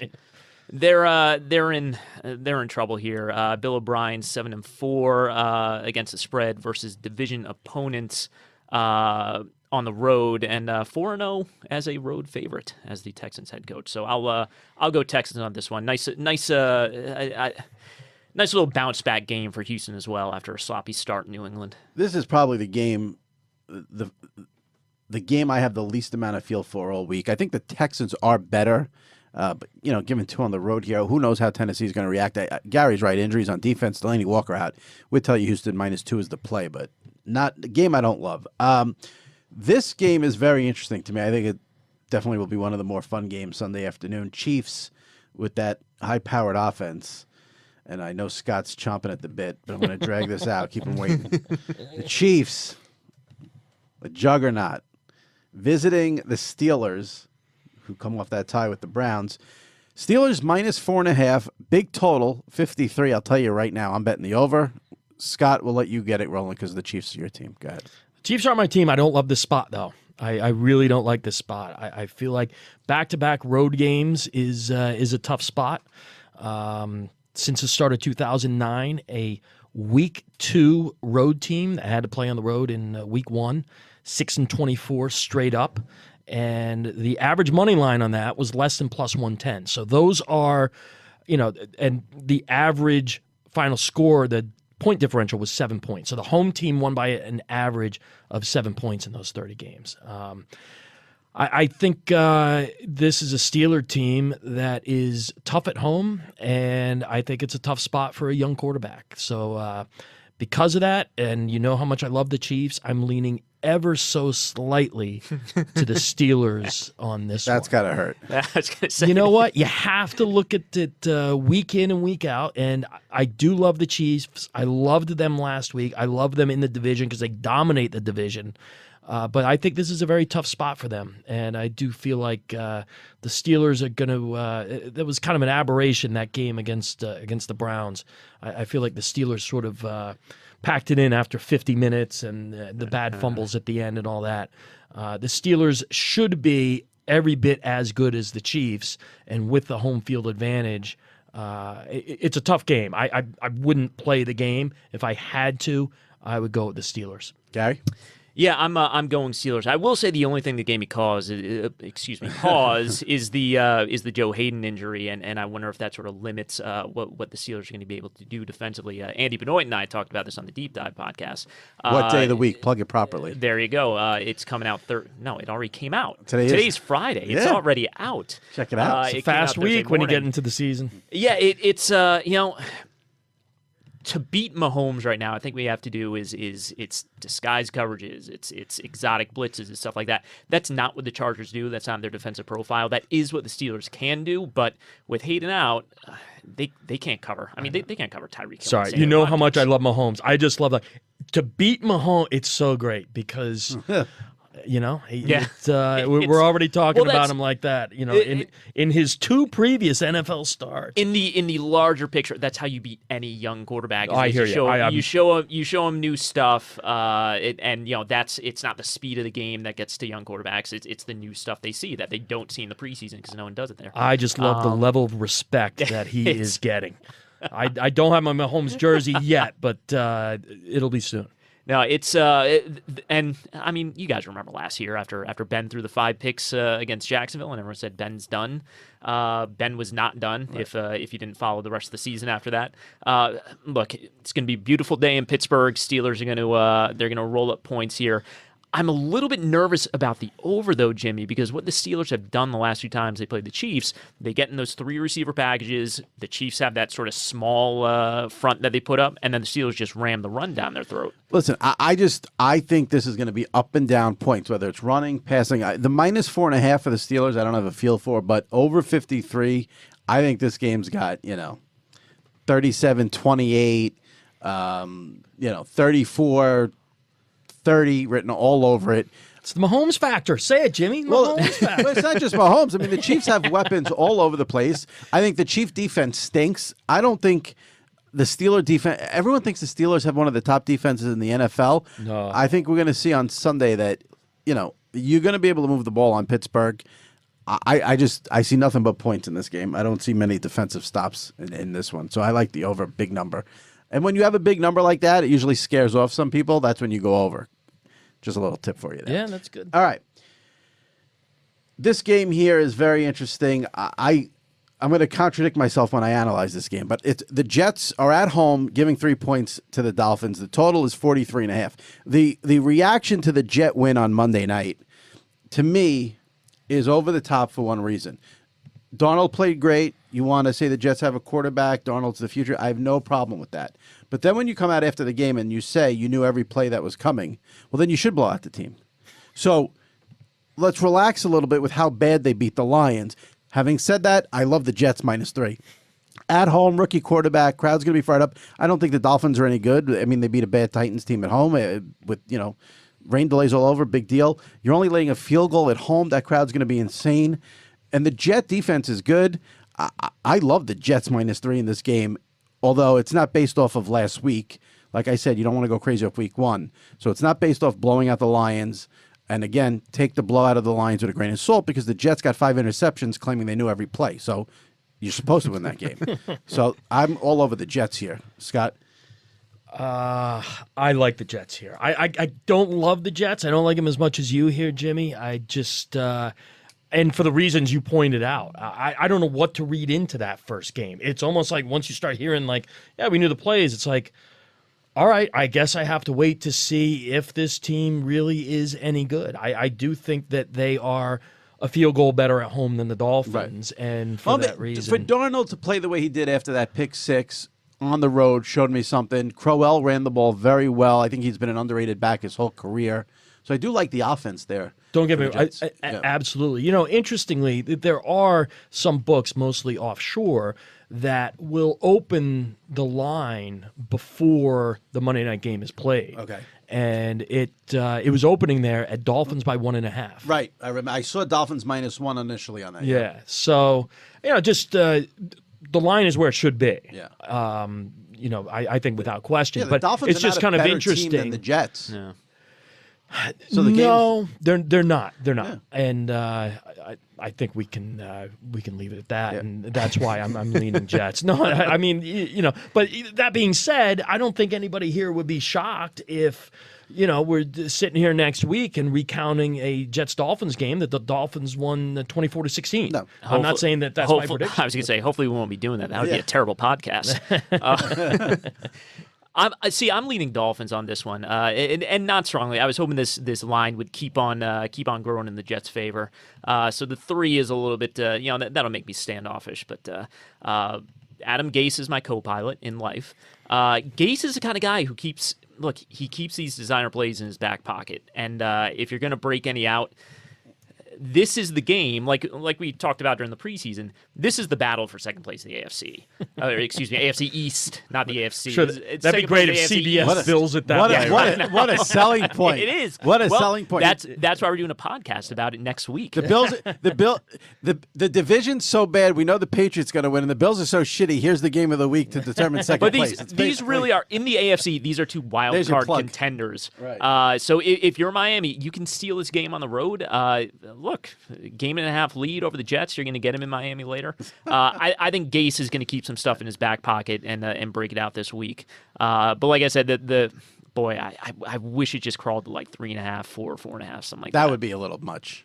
I like how you say Gase has these plays. His quarterback is still Ryan Tannehill. Just remember that. It is. I'll just say this. My favorite Gase play was, you remember when they almost upset the Seahawks a couple of years ago early in the season? Yeah, in Seattle. I think it was the opener, actually. It was It was. Gase ran this play for Kenny Stills that he had run variations of it over the course of his career. It was literally a play that he probably had in his back pocket for years and was going to break it out at a big moment, and he broke it out. Comes wide open, no one's near Kenny Stills, and he drops the ball. And What would have been a game-winning touchdown? And this would be a big moment in second place in the FC. This would. You never forget a game like this. We've talked too much about Jets Dolphins. I've already forgotten about All right, here we go. This will be a week 2 overreaction game for sure. The Eagles giving 3 into Tampa Bay. Fitzpatrick has the total in this game and now at 44. Gary Gramley, what's going on here? I actually, I hated this game. I'm leaning Bucks only because I think Foles is. I think it's part Foles is a pumpkin again. I don't want to overstate that. I think he's still he's fine. He's fine. They just don't have weapons right now. Bucks are better defensively. I know they gave up a lot of points last week in what was relative garbage time against obviously what's a very good offense. I think the Bucks hang around in this one though. As we see, I mean Fitzpatrick is. I'm actually. Some research scientists should create the quarterback playmaker scale, and it's going to be the Rodgers-Peterman scale. On one end you have Rodgers, the other end you have Peterman. These are the guys, the total boom or bust guys. Fitzpatrick obviously leans more Peterman for the most part, but like we saw last week, good Ryan Fitzpatrick, it can put up a ton of points. So I'm leaning Bucks. I'm not crazy about this. I think there's too much volatility on both sides here. Scott? I don't know, Gary, how you can say the Eagles don't have weapons in the passing game. Didn't Nelson Aguilar have like 22 catches for 24 yards in the season opener? I mean, it was something. I've never seen a passing game that's 2 yards in a cloud of dust, but that's what it was. I'm leaning slightly to the Eagles here. I just don't believe in the Bucks. I don't know what happened. I can't explain what happened week 1, but. Yeah, I normally look. I like road dogs early in the season. I cannot pull the trigger on the Bucks here, and I do think that the extra time, having the extra few days off, does make a difference. And I don't love the Eagles, but that's who I would If take. we would have done this podcast 2 weeks ago, yep, and you would have seen Eagles -3 at Tampa Bay, you'd be all over it, all over it. Now, Ryan Fitzpatrick goes crazy in New Orleans, and it's oh, this could be close. No. Back down to earth for Ryan Fitzpatrick this week. 24-6 Eagles. So you like the under there, huh? I don't think the Bucks are going to score. The 48 points last week, you said it perfectly. Cannot be explained. Correct. No, listen, Mike Evans is a big-time receiver. Deshaun Jackson. They have weapons, but I feel like Gary disrespected the Eagles in his little summation there. Yeah, maybe the offense is this. The Eagles won the Super Bowl. They came out week 1. Everyone was all over Atlanta. They came out, won that game. And I don't see them getting tripped up in Tampa Bay against Ryan Fitzpatrick. That's just me. I love this next game, not from a betting standpoint, but just to see what happens since we just talked about the Bucks. We go right into New Orleans. They get back-to-back home games to start the season. Saints giving 8.5 to the undefeated Cleveland Browns. Total here through the roof, 49.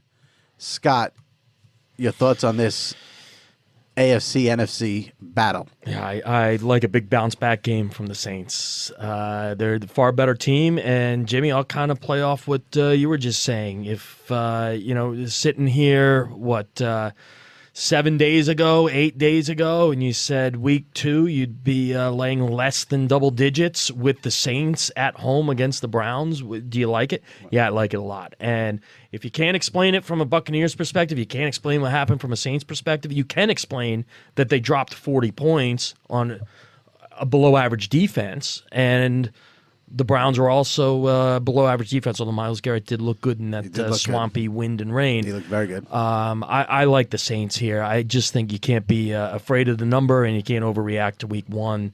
It's just not that many points for a team that was considered top 5 going into the season against a team that was considered bottom 5 going into the season. And it's not like the Browns really I showed don't know you about the ton. bottom five. That bandwagon got filled up with the total went to 6.5 for the. I think From my perspective, Yeah, they're yeah. a bottom five. well. That's all that matters, right, Jimmy? I mean, let's be honest. That is true. But I do think, like you said, if you saw that line 2 weeks ago, you're salivating basically with the Saints at home, not even giving 10. Sure. Gary, what do you got? Oh, I love the Saints in this one. If you ask the Saints defense as a team, what was the easiest game you had last year? It was when they went to Buffalo and faced Tyrod Taylor. They just said we're going to keep him in the pocket, make him beat us that way. He couldn't do it. That was of course 47-10, and you know why the Bills got that 10? Nathan Peterman leading the touchdown drive. That was What, did someone drop a pick and a deflection? No, everybody left the building. I was going to say that's what got him to start the following week against Chargers. But this is the thing with the Browns. You kind of wondered, okay, new quarterback Tyrod is getting the start. Are they going to roll out some wacky option type stuff or something creative with Tyrod? They didn't. They had some creative stuff in the passing game, but they built the offense for Baker Mayfield clearly. And now, why don't they play Baker Mayfield? That's another conversation about the questionable decision making of the of the people running the Cleveland Browns. But they don't have an offense that can beat the Saints defense. They're going to play it the same way the Bills played it a year ago, where they're going to try and win the turnover margin by such a great gap that you can get a 6-1 turnover advantage and then tie a team at home. Is Drew Brees going to throw 4 interceptions in this game? I guess that's a possibility, and then I could see the Browns hanging around. But if this line was 18.5, I'd still be intrigued by the Saints. Bold statement. I'll just say this: I'm gonna go real hardcore X's and O's football analysis here. Nice. I will not bet this game. If I had to bet it, I'd bet the Browns only because everybody and their mother, like these two gentlemen, are betting the Saints and love the Saints. Gary's laying 18.5, so that means bet the Browns. All right, let's move on. Take the Browns in the 18.5, but and then take the 8.5 too. Yeah. Everyone in America will bet the Saints on Sunday, so you know what that means.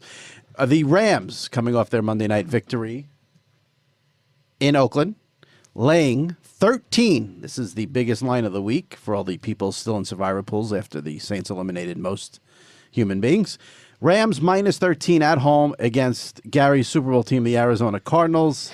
The total is 45.5. We'll let Gary start with his Arizona team. I just want to clarify on this for anyone who's listening for the first time here. Lions were my dark horse Super Bowl team, and I thought the Cardinals were gonna blow away their 4.5 win total. I am kind of rethinking that, but I am going Cardinals. I'm going Cardinals in this one as sticking around.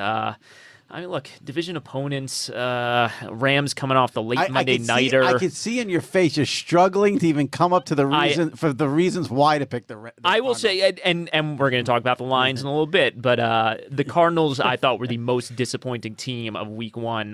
They didn't show up, and that is terrifying with a new coach there and all that. So I fear for my Cardinals win total life there. But division opponents, Rams playing the late Monday game.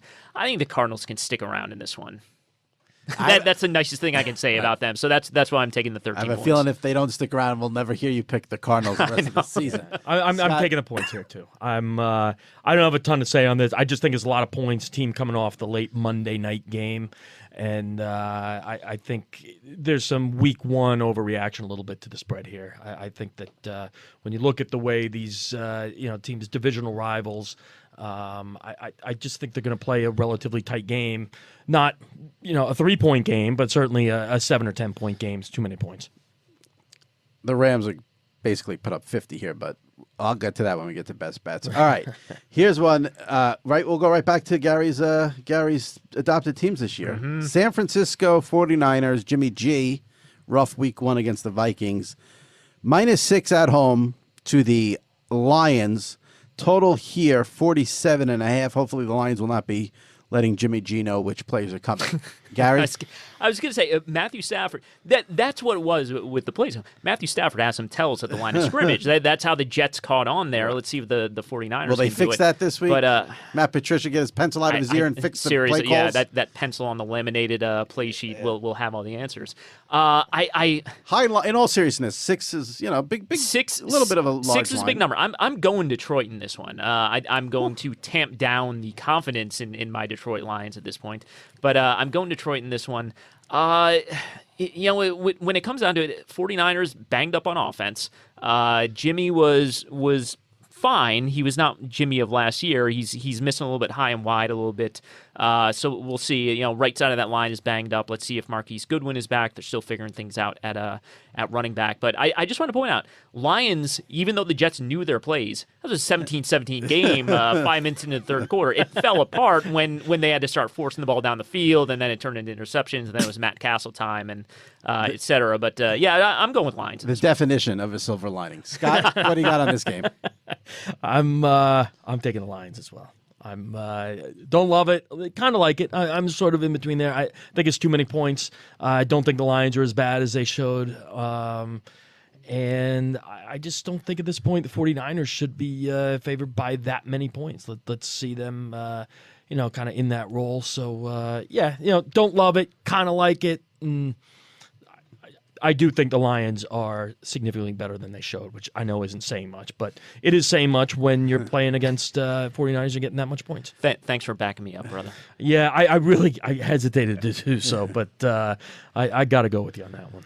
All right, we go to the game of the week now, 425 CBS. Most of the country gets this one. The Jaguars coming off their victory against the Giants at home. They are getting a point from the New England Patriots, total 45.5. I would assume the boys here have plenty to say about this one. Scott, take it away. I just don't see how, and Jimmy, I'm sort of echoing things you've said in recent weeks, right? Mm-hmm. Until proven otherwise, why would you try to bet against this quarterback-coach combination? And would I be shocked if the Jaguars win this game? No, I wouldn't be shocked if they win this game. Line's only one. Line's only one. But, I mean, you just look at what's happened in recent history, and I don't see any reason to believe strongly enough that the Patriots aren't going to find a way to win this game. If you want, some recent history numbers to back it up against AFC South opponents in the last 21 games against AFC South opponents, they're 21-0. Wow. Straight up. 14-7 against the spread. Straight up is even more relevant in this one because it's pretty much a pick'em game. I just think that you look at the Patriots, they're better on the road than they are at home, if you can believe that. But it is true. I mean, they're 11-1 straight up, 9-3 against the spread away from home against AFC teams since the start of 16.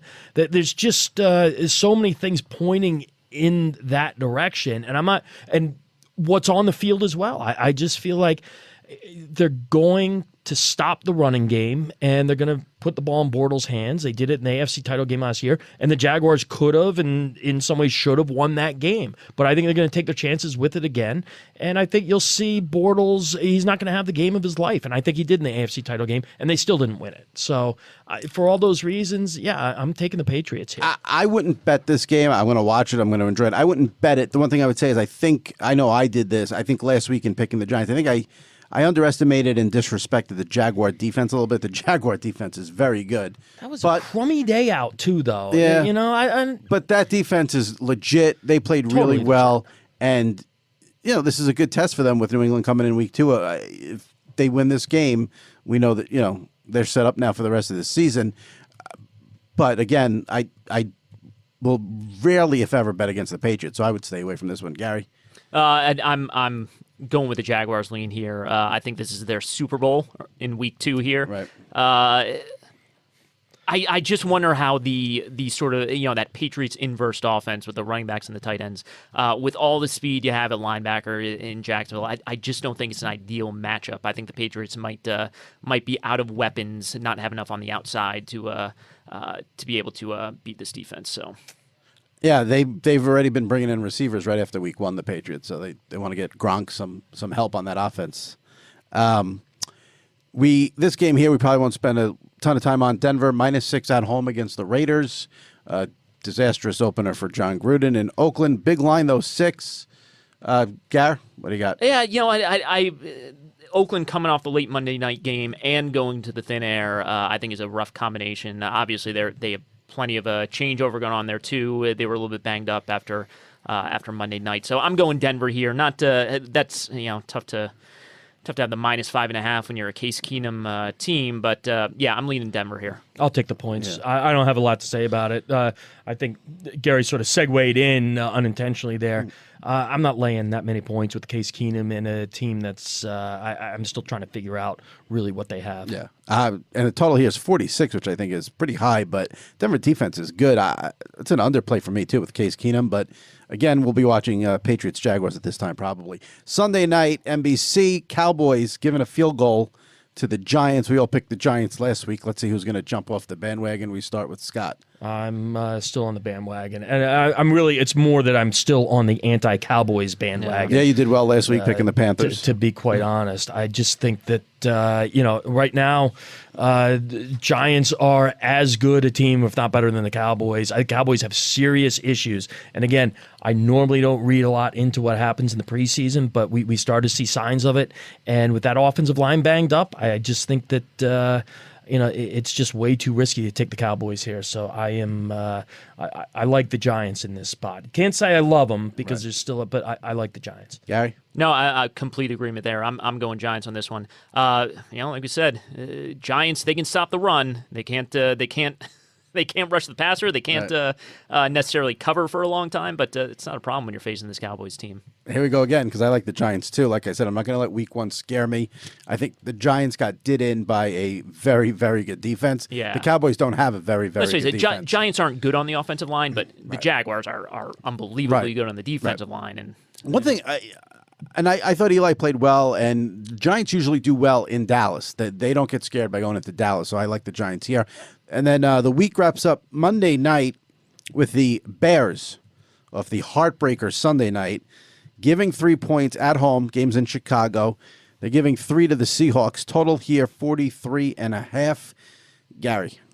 Yeah, I think I'm going to be a lone wolf on this one. I have Seattle in this one. I'm just not buying on the Bears yet. I think they're still working on what they have defensively. Roquan Smith, all of a sudden, they tried to play him for the entire second half last week. It didn't work out so well. Khalil Mack is still being sort of eased in there. I always say Russell Wilson factor with the Seahawks. I mean, yes, they're not talented on offense, but Wilson can put up your 24, 27 points. I'm not buying what the Bears are doing offensively yet. And you saw it, everyone, if you were on Twitter Sunday night after the first quarter, this offense, it's the new age Bears, and then last 3 quarters. I think their last 8 drives were the old age Bears. It was 4 punts and a turnover on downs. And yeah, you have new coaches. I think they get a little tight. Lambeau Field, the Rodgers coming back. I will say, I know it's against the law. I hope I don't get arrested if there are any cops. I know it's against the law to say anything negative about Aaron Rodgers this week. If Kyle Fuller knows how to catch, Aaron Rodgers and the Packers lose and the Bears win. To me, that game became about Aaron Rodgers. It was not. That game was about Kyle Fuller losing the game for the Bears. Bears should have won. I love the Bears this week. I think at home, the fans should be fired up. Khalil Mack is there now. Trubisky did not play well in the second half. I agreed. I think, this is a home road thing for me. If they were on the road this week, the Bears, I'd be nervous. I think at home, though, it helps them tremendously. And they should be 1-0 if their DB did not basically give the game away. Scott? You knew the moment that happened that the game was over. No doubt about it. Absolutely. And it's, you're right. I love the Bears here. I really do. And it's also, look, it's as much as I'm down on the Seahawks. And, I threw it out earlier that 6-24 record. I mentioned earlier when I was talking about the Chiefs and the Seahawks, too, are back-to-back road games to start. Not a great road team to begin with. Pete Carroll, 2-11-1 against the spread in September games on the road. So I really do like the Bears a lot here. I think that it's a good matchup for them. I think it's a very weak defense for Seattle, and I think the Bears are going to win this one quite handily. Now, before we get to our best bets, the one game we did not talk about this week is the Packers, because they're at home with the Vikings going into Lambeau. As of this taping, the Rodgers injury, we don't know if he's playing, not playing. There's no definitive word. I think he's playing. I've had sources tell me he's going to play. I'll just say this. Whether he plays or not, I'm picking the Vikings. Again, the Bears should have won that game last week. I was not impressed with the Packers. I think they're very limited on offense. I don't think their defense is great. I think the Vikings are the real deal. So whether he plays or not, I would bet the Vikings in this game. What do you guys thoughts on this one? We don't know what's going on, but yeah, I was gonna say if Rodgers plays, I just wouldn't touch the game. I don't know what's going on with him.